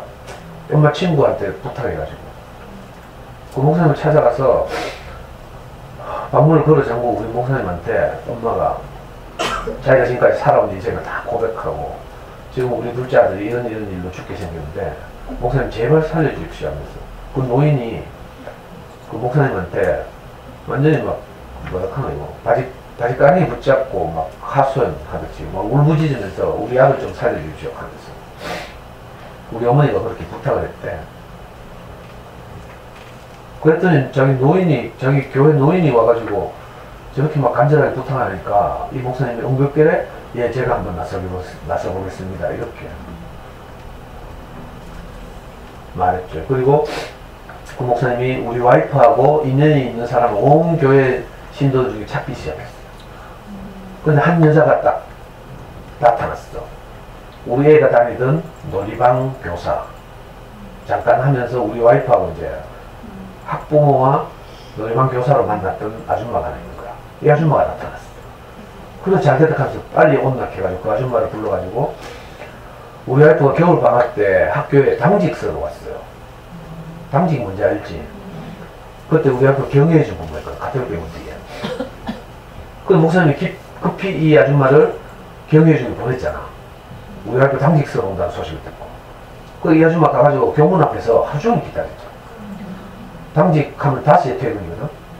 그러니까 5시에 퇴근하는 우리 와이프를 이 아줌마가 붙들고 명혁이 엄마 우리 목사님이 좀 보자 한다 그랬더니 우리 와이프 나중에 말에 따르면 그래 시어머니와 시아주머님이 다니는 교회 목사님 한번 보자 하니까 자기는 뭐 가봐야 뭐 결심한 게 변하지 않을 테니까 그냥 예의상 한번 따라왔대. 따라서 이제 목사님하고 상담을 한 거죠. 그 전에 우리 와이프가 저와 우리 아이를 버리기 전에 온 데 다 상담을 했대. 우리를 아는 모든 지인들에게. 그 어떤 지인도 그래 네가 참고 살아야지 이렇게 말한 사람이 없어. 전부 뭐라요? 빨리 도망가서 니라도 잘 살아. 그 인간은 인간 안 된다고.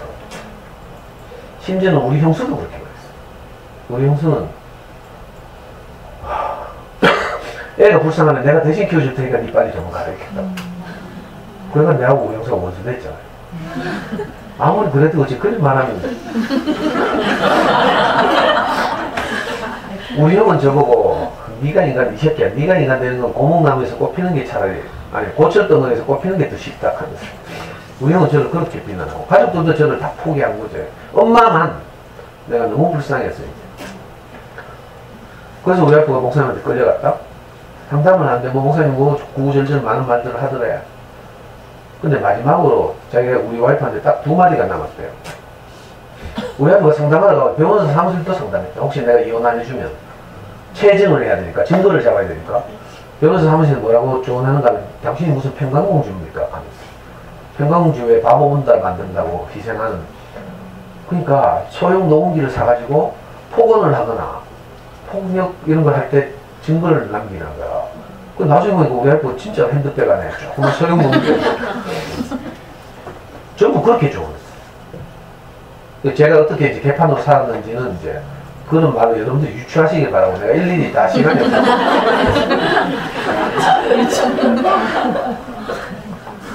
정말 싸가지 없고 제 말하는 투도 그렇고요. 제가 생각해도 참 반말 없어. 이 사회적 관계 이런 거 잘 못하고요. 학교 생활 이런 거 못해가지고 사회적 관계 이런 거 잘 못해. 어떤 사람들 아까 케이크를 샀잖아. 엄마들이 좋은 마음으로 하고 와 고맙잖아요. 근데 그렇게 말하면 이거 와서 한다고 하고 좁잖아 하고 이렇게 말한다니까. 내 마음보다는 내 치명적인 장애를 가지고 있어. 그러니까 우리 아빠가 나하고 사는 게 얼마나 힘들겠어. 근데 지금은 제 인생의 스승이 된 그분이 우리 와이프 상담을 하면서 이렇게 말했대. 딱 2마디가 기억난대. 우리 와이프. 상도가 아마 아버지가 없어서 어쩔 수 없어서 그렇게 살았을 것이다. 내가 상도의 아버지가 될 테니까 네가 한 번만 더 기회를 줘봐.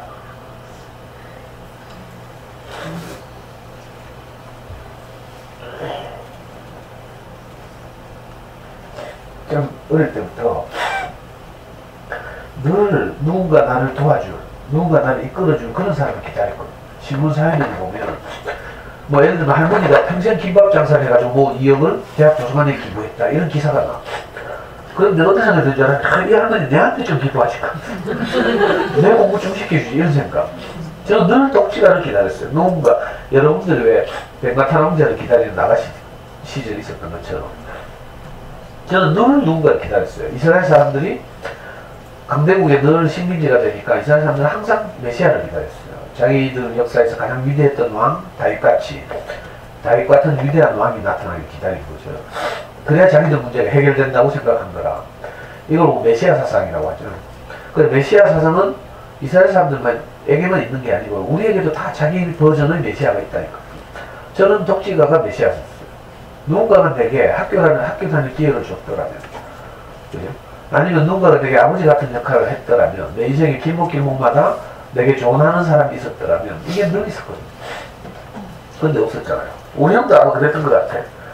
우리 형이 대학 다니다가 어떻게 이 목사님을 만나게 됐어요. 자기 친구 소개로. 그래서 우리 엄마가 멀쩡한 교회 다니다가 우리 형이 갑자기 이상한 교회 가니까 엄마가 걱정돼가지고 우리 형한테 하루를 물었대. 우리 형 의대 다닐 때 이야기예요. 야, 누구의 목사님 어떤 분인데? 하면서 물었대. 그것도 우리 형이 한마디로 바로 이렇게 말했어요. 우리 아버지 같아요. 하면서. 나중에 보니까 우리 형도 그런 누군가를 기다렸던 거죠. 그래서 그런 분 만나가지고 이제 갑자기 엄마하고 같이 다니는 모교회를 접고 이상한 교회를 다니고 있었어. 우리 와이프도요. 그때 그 말을 들었잖아. 상도가 아버지가 없어서 아마 어쩔 수 없어 그렇게 살았을 것이다. 내가 상도의 아버지가 될 테니까 한 번만 더 기회를 줘봐라. 이렇게 말했대. 너무 감동적이잖아요. 근데 그때 우리 와이프는 뭐라고 대답했는지 알아요? 그 인간은 하나님이 와서 보증해도 안 됩니다. 이거거든요. 와, 대단하죠. 아, 진짜 극하고 다시 시골로 간 거예요. 하나님이 와서 보증해도 안 되는데, 그 들은 하나님이 열받은 것 같아. 근데 있잖아요. 시골로 돌아갔는데, 나중에 우리 와이프 하는 말이, 계속 그 두 마디가 생각나더래요. 이때까지 자기가 모든 사람들이 다 상담을 했는데, 옳고 그름으로 다 저를 손가락질했거든요. 마치 성경에 나오는 가늠한 여자가 붙잡혔는데 다 돈을 들고 침략한 거라. 그러다가 예수를 시험하기 위해서 예수에게 끌고 왔죠. 그죠? 모세 율법에 따르면 가늠하다 현장에서 붙잡힌 여자를 돌로 쳐도 괜찮다고 되어 있으니까 우린 돌로 치고 싶다. 네가 하나님 아들이라고 하는데 니는 어떻게 할래? 이렇게 예수를 시험한 거예요. 돌로 치라고 하면 우리 조상 모세나 니나 다를 바가 없고, 돌로 치지 말고 용서하라고 하면 율법을 어기는 범죄자가 될 거라. 예수가 딜레마에 빠졌어요. 군중들은 막 돈을 들고 지금 성나서 막. 근데 예수가 거기서 잠잠히 땅바닥에 낙서를 좀 하더니 군중들이 좀 이상하잖아요? 낙서 막 하고 있으니까 뭔가 싶어 구경하고 조용해졌어. 그때 예수가 벌떡 일어나서 한 말이 있어요. 유명한 말이에요. 너희 중에 죄 없는 자부터 차례대로 이 여자를 돌로 쳐라. 이렇게 말했대. 그랬더니 그 주위에 있던 군중들 중에 나이 든 사람부터 차례대로 돌을 놓고 사라졌대. 죄 없는 사람이 어디 있어요? 흠 없는 사람이 어디 있고. 근데 다 손가락질 했는데 저는 그 말 듣는데 완전히 그게 내 가늠하던 현장에서 붙잡힌 여자가 내 같더라고. 다 돌로 치고 지금 손가락질하고 욕하는데, 그죠? 유일하게 욕하지 않은 한 사람을 만났잖아요. 상도가 아버지가 없어서 어쩔 수 없이 그렇게 살았을 것이다. 내가 상도의 아버지가 될 테니까 한 번만 더 기회를 줘. 그 말이 우리 아이들을 계속 생각나게 합니다. 왜냐면 상담하는데 다 제 욕했거든. 이거 너는 특별하다라는 그림책 보면 전부 잿빛 점표 붙이거든. 저 같은 사람한테 좀 잘한 사람한테 금빛 별표 붙이죠. 이게 성경에서 말하는 선악과의 옳고 그름. 저는 그러니까 잿빛 점표는 더덕더덕한 펀치넬로 같은 거라. 희망이 없어요. 근데 이상하게 나를 존재로 대하는 그런 사람 만났잖아요. 어느 날 내게서 잿빛 점표가 두두두두 다 떨어지더라고. 우리 와이프가요, 그 말 듣고 신기하게 일주일 만에 마음이 달라졌어. 상도가 어쩔 수 없어 그렇게 살아. 우리 와이프는 내가 일부러 그렇게 산 줄 알거든. 저 인간은 원래 저렇게 생겨가지고 구제불능이야 이렇게 생각했는데 완전히 개념이, 자기 개념이 없던 말을 듣더라. 상도가 어쩔 수 없어서 그렇게 살았을 것이다. 내가 상도의 아버지가 될 테니까 한 번만 더 기회를 줘봐. 그래가지고 우리 와이프가 마음이 변했어요. 그래서 시골 어른들을 다 다시 설득했어. 그런 다음에 우리 와이프가 이 목사님한테 전화를 했어요. 상도씨 한 번만 더 시골에 가서 빌게 해주세요. 그래 이제 시골 어른들이 명분이 있으니까. 그래가지고 우리 목사님한테 연락이 왔나봐. 우리 목사님이 우리 엄마한테 연락을 했나봐. 우리 엄마가 저한테 전화가 왔어요. 상도야, 예, 하니까 엄마가 마지막 죽기 전에 마지막 소원이 있다. 뭔데요? 하니까 좀 있으면 우리 목사님한테 전화가 올 텐데 네가 뭘 시키든지 무조건 예라고 말해라 한 거야. 너는 지금 썩은 지푸라기라도 잡고 싶은데 애기 엄마가 돌아올 수만 있다면 당연히 내가 뭐라도 예 안 했어요. 근데 그때 그 심정이었거든. 썩은 새끼줄이라도 내가 썩은 새끼줄이라도 잡고 싶었다니까. 제가 어릴 때 교회 다녔는데요. 대학 다니면서 마르크스 만나가지고 신은 없다고 생각했잖아. 마르크스가 뭐라고 하는지 알아요? 신은 인간의 관념이 만들어낸 것이다. 인간의 관념이 투사해낸 것이다. 필름처럼, 이것처럼. 이거 실존하지 않죠, 이 화면이. 이렇게 딱 말하잖아. 그러니까 내가 들으니까 진짜 멋있대. 그래서 내가 세례교인인데도 명식이 때려치우고 내가 교회 다니는 놈도 오히려 꼬셔가지고 운동권 만들고 이랬거든. 근데 목사님이 전화가 왔어요, 실제로. 조심스럽게. 저를 뭐 모르는 분이니까. 상도냐? 하면서. 나 이열레 목사인데? 하면서. 예, 그러니까. 내가 뭐든지 시킨 대로 하기로 했잖아. 우리 목사님 뭐라고 시킨 줄 알아요? 병석이한테서 전화가 왔는데, 야, 한 번 더 와서 빌란다? 하면서. 한 번 더 와서 빌라는 거라. 근데 내가 그걸 못하겠더라니까. 왠지 알아요? 먼저 가서 내가 온 진액을 다 짜내서 빌어봤잖아. 그때 내 힘이 다 빠졌다니까. 모든 내 에너지를 다 해서 빌어왔어. 그래도 안 됐거든. 이상하게 내가 새끼주라도 잡고 싶은데, 썩은 새끼주라도 잡고 싶은데, 한 번 더 빌려가라 하니까 그건 못하겠더라니까. 내가 가서 해봤잖아. 일주일 전에. 온 내 모든 진액을 에너지에 하나도 남김없이 내가 다 짜내서 막 저같이 그 추운 겨울, 그죠?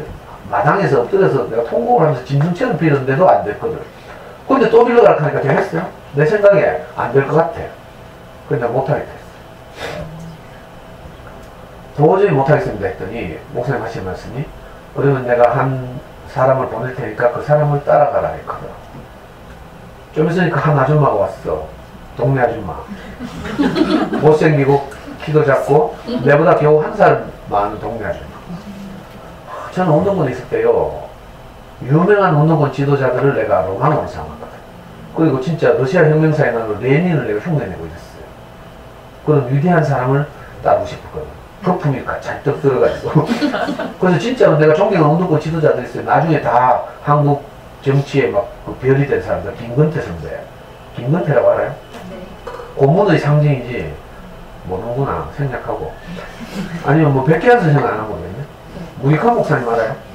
내가 이런 분들을 존경하고 따르고 이런 분들의 선동 연설을 늘 듣고 이랬잖아. 나도 저렇게 되고 싶어.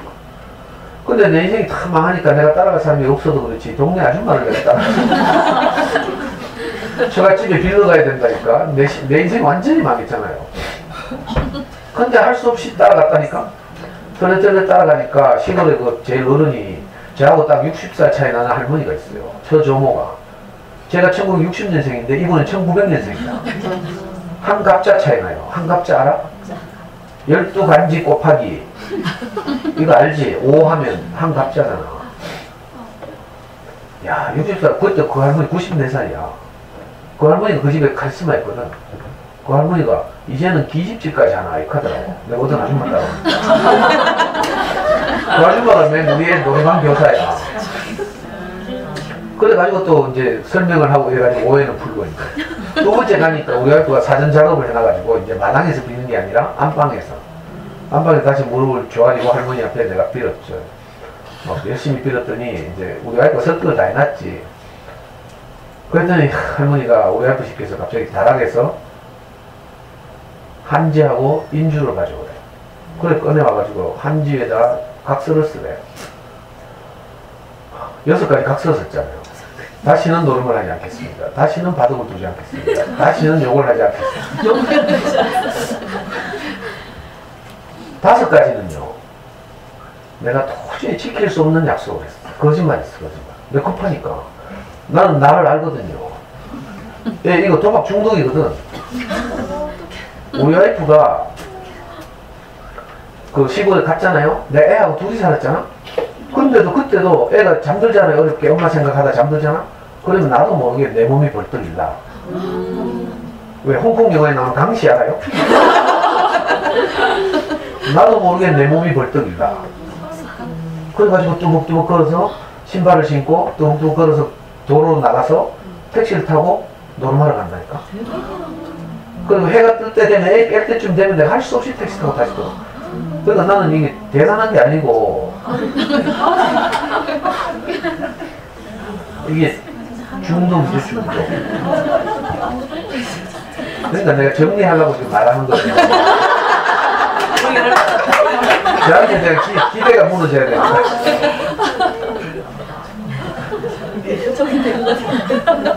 그렇게 내가 그랬던 사람이니까 다시는 노름하게 하지 않겠습니다. 이건 거짓말이잖아요. 내가 각서를 쓰면서 내 거짓말인 줄 알고 썼어. 내 자신에 관한 6개 항목 중에 5개 항목은 거짓말인데 내가 썼어요. 왜? 급하니까. 마지막 하나는 내가 하겠더라고. 마지막 하나는 뭔지 알아요? 목사님이 저한테 뭐라고 하였는가 하면 니는 공부를 해야 되는데 대모를 해서 인생이 이렇게 꼬였다 하면서 니는 공부를 하라 하다. 그러면서 저한테 한 달에 50만원씩 장학금을 주고 고시원에 가라고 했어요. 저는 돈 없어서 그때 노름빛도 막 몇천만 원 있고 내가 고시원 갈 돈이 없거든. 근데 우리 목사님이 저한테 매달 50만원씩 주면서 니는 공부를 하라고. 왜 제가 이제 금융고시 하고 이래서 이제 자랑 과정을 엄마한테 다 들었겠지. 그래서 마지막 6번째 각서는 뭐 있는가 하면 공부를 열심히 해서 시험에 꼭 합격하겠습니다. 이거였어. 그 6가지 항목을 쓰고 내가 지장을 찍었죠. 근데 이거 다 거짓말이거든. 그 전에 내가 우리 앞에 혈서도 많이 썼어요, 사실. 너무 미안해. 살다 보면 부부싸움도 하잖아요. 노름하다가 외박 뭐 밥 먹듯이 하고 이러니까. 진짜 내가 너무 미안할 때마다 손가락을 칼로 째가지고. 우리 와이프 그거 순진하게 믿고 있잖아. 그 창호지 위에 혈서 쓴 거 있잖아요. 그대로 오랫동안 간직했다니까. 기능이죠, 기능. 저는 그 34살 때 제 인생은 완전히 끝났어요. 그리고 페트리샤 폴라코가 이 폴카 선생님을 만난 거죠. 저도 제 인생을 그래? 다시 시작하게 한 제 스승을 만났죠. 그래서 각서를 쓰고 이제 우리 목사님 보증해서 우리 와이프가 다시 돌아왔어. 자, 그러고 나니까 이 목사님이 보증을 했잖아, 중간에서. 그러니까 내가 어쩔 수 없이 어떻게 마누라 또 도망가면 안 되니까 시킨 대로 해야지. 그래서 이 보증을 선 이 목사님 교회에 내가 출석했잖아, 34살 때부터. 나는 마르크스주의자인데. 지금도 저는 뭐 하늘에 신이 있다고 생각하지 않아요. 그런데 신기한 일이 벌어졌어요. 내가 어쩔 수 없이 끌려나갔다? 끌려나간 첫날 우리 엄마가 그때 돌아가기 전인데 우리 엄마가 너무 내 때문에 마음고생을 또 해가지고 제가 그때 수요일날 처음 교회 나갔는데 갑자기 목사님이 말씀 설교하시기 전에 앞으로 막 나가더니 마이크를 잡아 우리 엄마가. 그리고 목사님 앞에서 이렇게 말하는 거예요. 막 울면서 자기가 흠한 인생을 살면서 이 아들들을 위해서 최선을 다했습니다. 자기는 최선을 다할 줄 알면 아들을 살릴 수 있을 줄 알았어. 그런데 이번에 그걸 도저히 자기로서는 안 된다는 사실을 발견했습니다. 하면서 뭐라고 하는지 알아요? 이제 둘째 아들을 죽이든지 살리든지 목사님 당신이 알아서 하십시오. 저를 불러내는 거예요. 그리고 억지로 인사를 시킨다? 그래서 정말 쪽팔리게 내 교회 앞에서 첫 인사를 했어요. 이렇게 엄마가 말하고 내를 불러내니까 내가 포장도 못하잖아. 그래 할 수 없이 마누라한테 버림받아가지고 뭐 어떻게 해서 그러니까 저는 0점부터 시작했어. 그러니까 얼마나 편한지 몰라. 내가 포장을 했더라면 이 포장을 다 제가 하는데 너무 힘들었을 거라. 꾸민 것을 유지해야 되잖아요. 저는 0점에서 시작했어. 그러니까 더 이상 꾸밀 필요도 없고 포장할 필요도 없는 거지. 근데 신기하게도 거기서 내 인생이 해방됐어. 그래서 내가 학교 가면 내 마음대로 이야기하잖아. 나는 빵점이니까. 점수 없는 사람이 점수 뭐가 부끄러워요. 어차피 빵점인데 마누라한테도 버림받았는데 누가 나를 비난하든 난 상관이 없어. 참 신기하대. 그리고 억지로 이 교회에 나가기 시작했죠. 그리고 이 페트리샤 폴라코가 폴카 선생님하고 방과 후반은 남아서 기억, 니은, 디귿 따라가죠. 저도 매주 일요일 교회 가서 인생을 어떻게 살면 행복한지에 대해서 마치 기억, 니은, 디귿을 배우듯이 그렇게 배우기 시작했어요. 그리고 와이프가 돌아오자마자 목사님 저를 고시원에 보냈어요. 사실은 서울에 신림동 고시원 갔지. 근데 내가 안 하던 공부를 하니까 엉덩이 쥐날락하더라고. 그리고 드디어 허리 디스크가 맨날 화염병 던지고 돌 던지고 이러다가 갑자기 고시원 책상에 앉아서 공부하려니까 미치겠대. 근데 디스크가 그래서 6개월간 내가 다시 대구로 돌아왔어요. 대구로 돌아와서 내가 할 일이 없어 시작한 게 우리애 공부시킨 거야. 그게 4살 때, 우리 4살 때. 기적이 일어났죠. 그리고 저는 뭐 아무것도 안 해도 10년 동안 아이만 키웠어요. 아침에 와이프 출근하고 애 학교 가면 저는 목사님 집에 또 쫓아갔어요. 그리고 목사님의 일거수일투족을 내가 지켜보고 많은 사람들이 목사님한테 상담하고 질문하고 할 때 그분이 그 한 사람 한 사람 어떻게 소중하게 대하는지 이런 걸 다 보고 그걸 우리 10년을 했잖아요.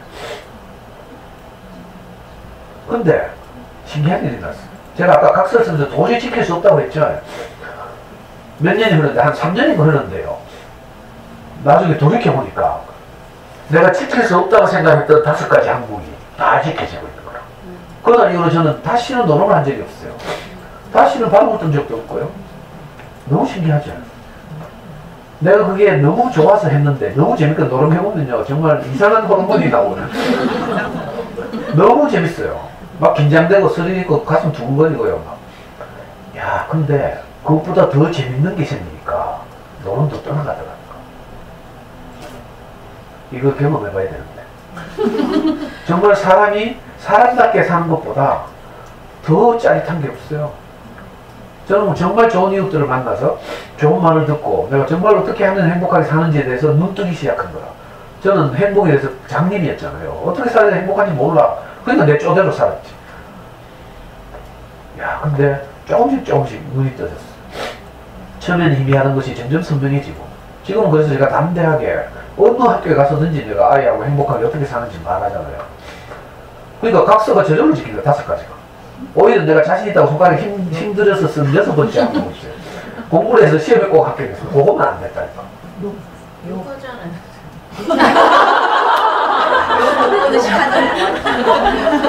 욕도 잘 들어봐. 욕도요. 독이 있는 욕이 있고 독이 없는 욕이 있어요. 저는 아이들한테도 욕하거든요. 지금 내가 같이 공부하는 아이들한테도 욕해요. 근데 아이들도 본능을 알아. 오히려요, 아이들은요, 제가 욕을 하기 때문에 애들이 자유로워.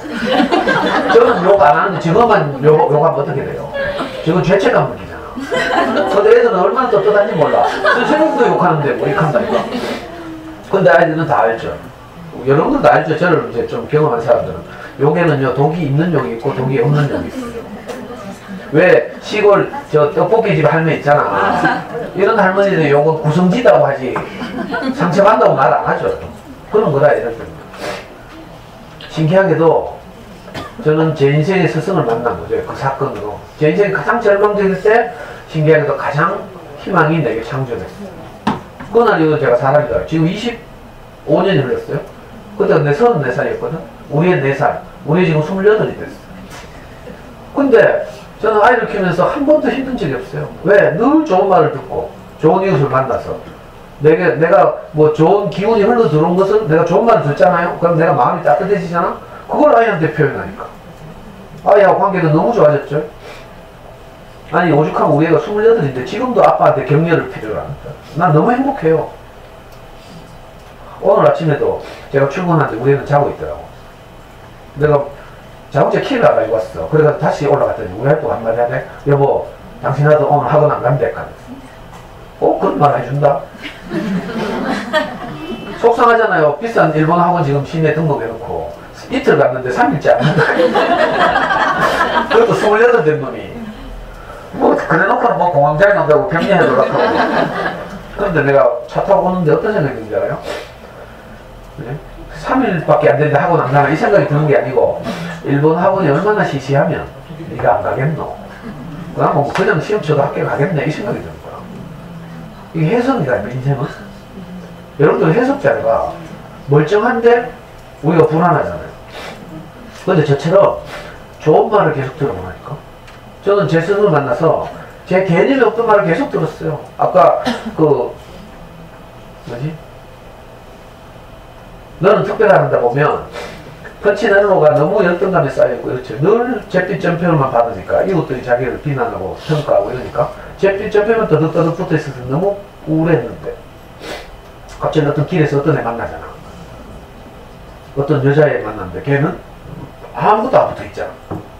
그래서 너무 신기해가지고 물어봤더니 누구를 찾아가랬죠. 엘리라는 목수 아저씨. 자기들을 만든 사람을 찾아갔죠. 찾아갔더니 엘리 앞에 서는 순간 다 떨어져요. 그죠? 내가 너를 어떻게 생각하는가가 가장 중요하다. 남들이 어떻게 너를 생각하는가가 중요한 게 아니라 내가 너를 어떻게 생각하는가가 중요하다. 이렇게 봤어요. 저는 진짜로 남들이 다 나를 뭐라고 하더라도 내 스승이 나를 어떻게 평가하는가 이게 가장 중요하거든. 우리 스승은 항상 저거 너는 아무 부족함이 없다 이렇게 말하는 거야. 남들은 다 내보고 욕한다 하고 조금 전에 어떤 엄마들 내보고 욕한다 했어. 아 진짜 지금도 축구장에 가면 내보고 뭐라 해요. 내가 축구장에 가면 욕하거든. 축구하면서 막 열받아가지고 욕하더라고. 축구하면서 좀 욕해요. 그 욕한다고 뭐 찌랄하지? 우리 목사님은 내가 욕한다고 다 알아. 내 욕하는 줄. 근데 아무 말도 안 해. 네가 욕하고 저거 이런 말 하는 게 아니라 너는 항상 소중하다. 내가 증거를 보여줄까요? 아니 이건 꼭 보여주고 싶어. 화면 왜 안 나오지? 화면. 최근 증거. 자.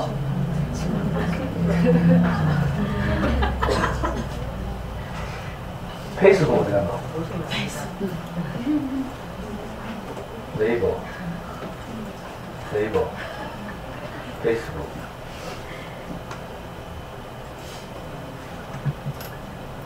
내 거짓말이가 작아요? 페이스북.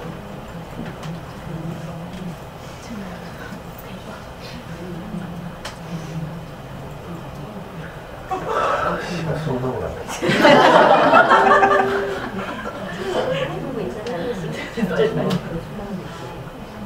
자, 페이스북. 작아요? 네. 많이.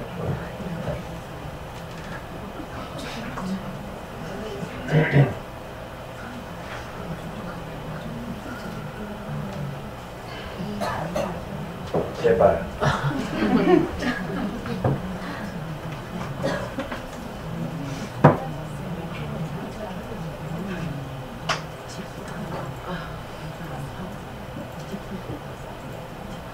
제발.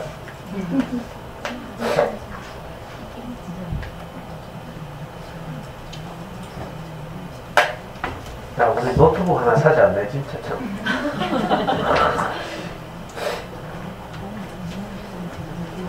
뭐야? 왜 그러나? 자, 제가요, 이 4천만 장 팔렸다는 그 유명한 그 배틀그라운드를 하잖아? 그래가지고 제가 1등을 했어요. 그래서 내가 내 죽기 전에 1등 할 수 있다는 사실이 너무 기뻐서. 왜냐면 이 배틀그라운드는 키를 30개 이상 사용해야 돼. 그 제 나이에 이걸 하겠어요? 저는 이런 3D 게임을 처음 해보거든?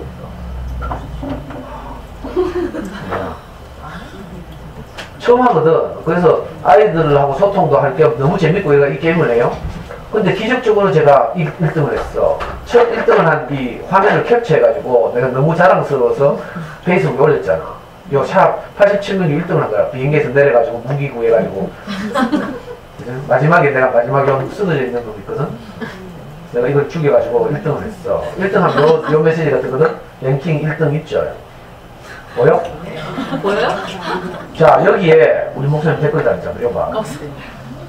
목사님은요, 이게 우리 목사님.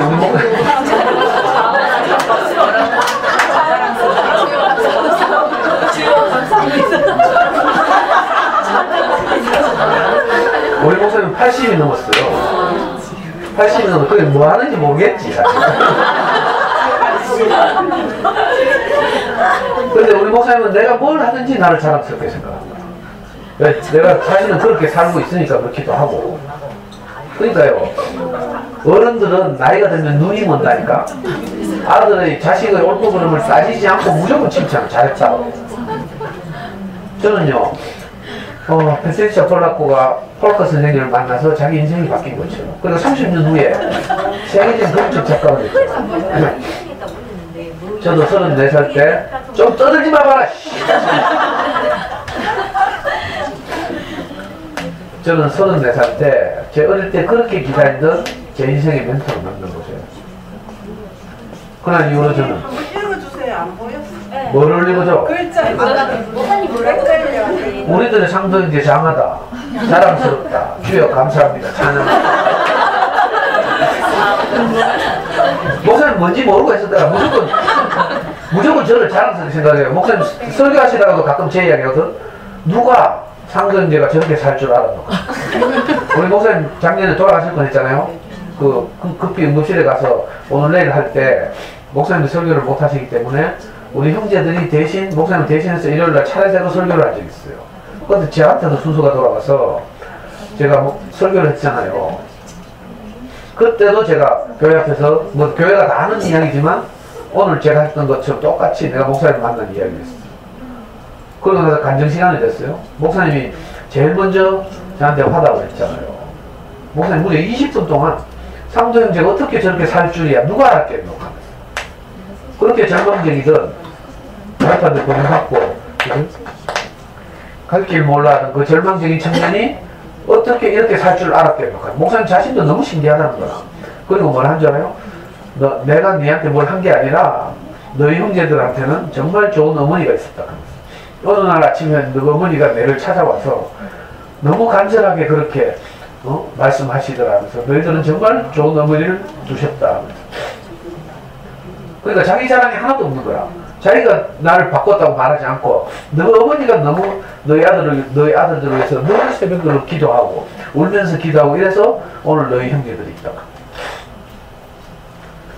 그렇게 절망적인 우리 형제가요. 우리 형은 지금 우리 교회에서 제일 부자잖아. 그래가지고 지금 우리 교회 너무 잘 지어놨거든요. 가청에.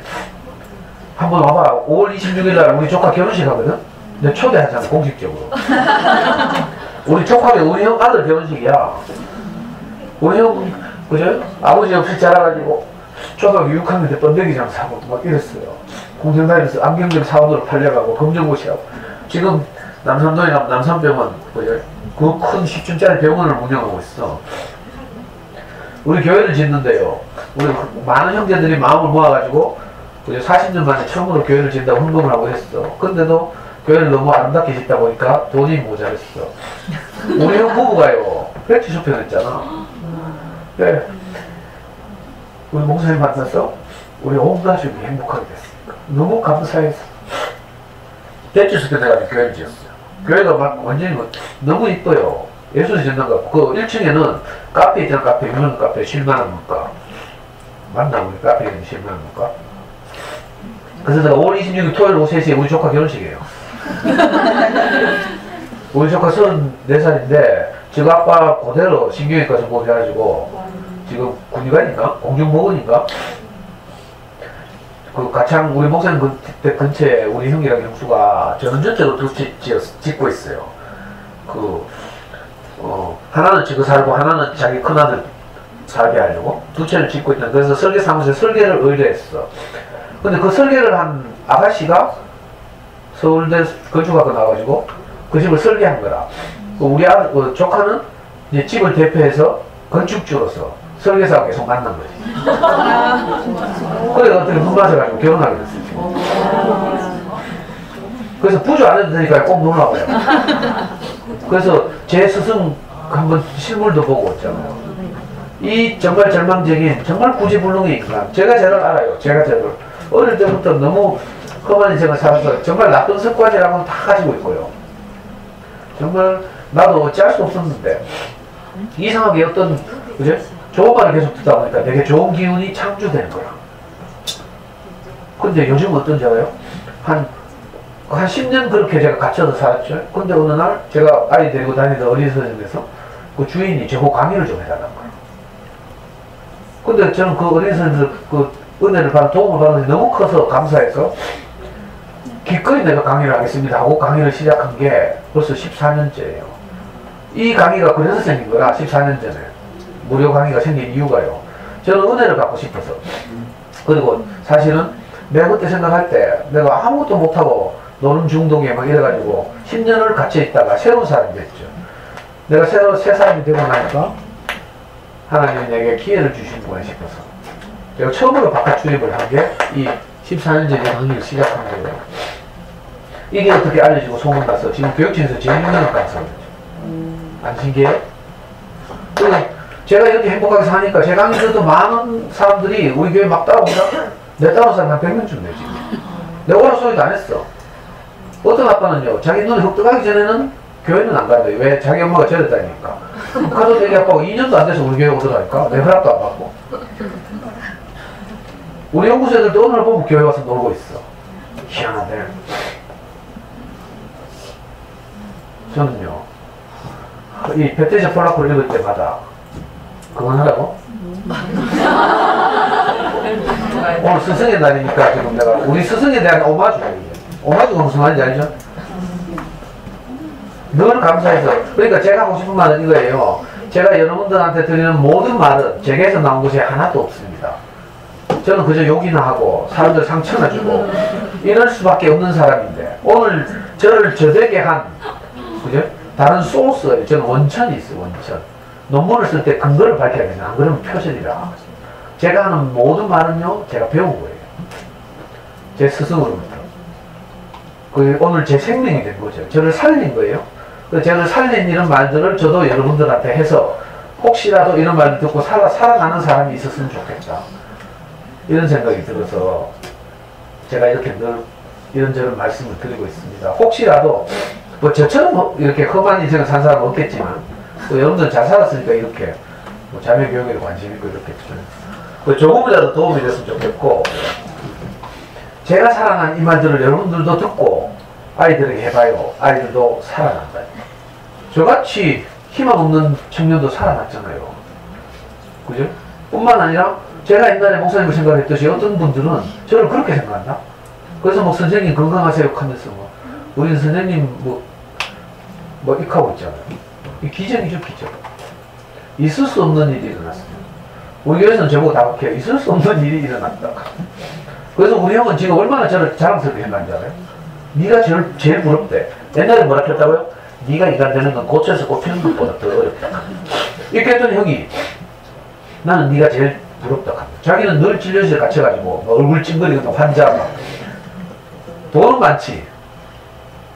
저는 돈은 여전히 없어요. 경제적으로는 뭐 그렇게 근데 그죠? 근데 내가 나눠줄 수 있는 것이 많아요. 진짜 부자는 뭔지 알아요? 우리 스승이 이렇게 말했어요.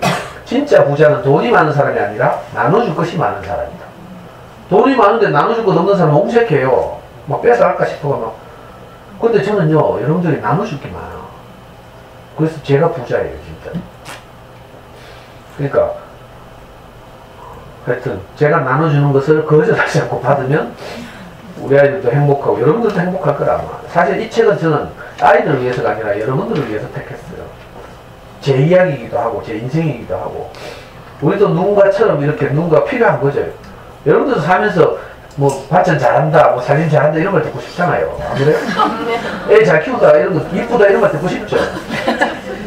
우리는 다 그렇다니까. 지지와 격려가 필요해요. 그걸 먹고 사는 사람이니까. 근데 어디 가도 여러분들한테 이렇게 칭찬하고 지지와 격려하는 사람 없어. 미안하지만 없어요. 남편도 이거 못해.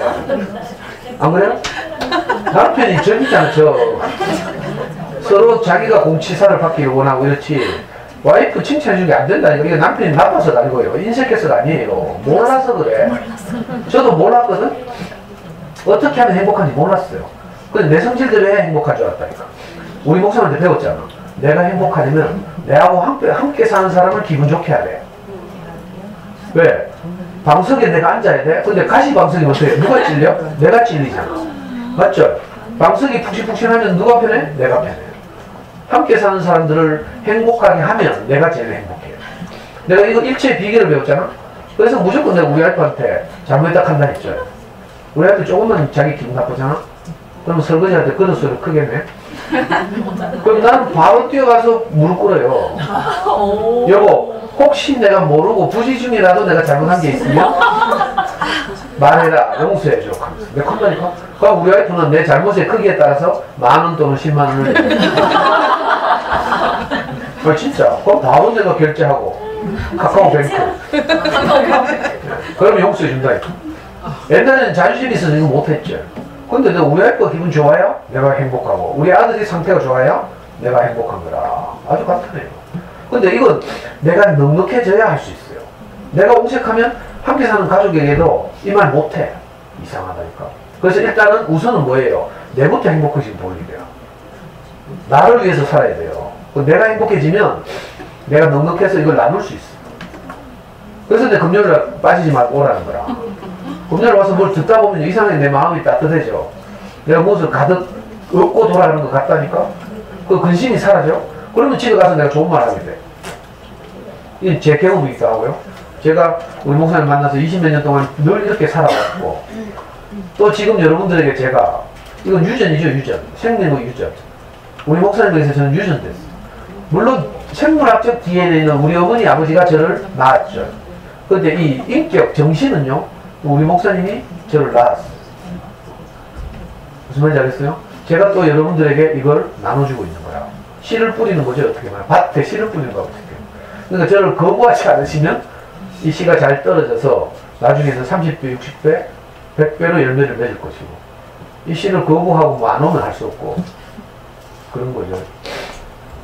하여튼 여러분들에게도 저처럼 이렇게 기적 같은 일이 일어났으면 좋겠어요. 그래서 우리 아이들이 페트리샤 폴라코가 그렇게 용기를 얻고 격려를 받아서 자기 길을 잘 살아낸 것처럼 우리 소중한 아이들도 다 자기 받은 분량대로 그런 행복한 삶을 잘 살아낼 수 있도록 우리가 잘 도와주는 그런 부모가 되었으면 좋겠습니다.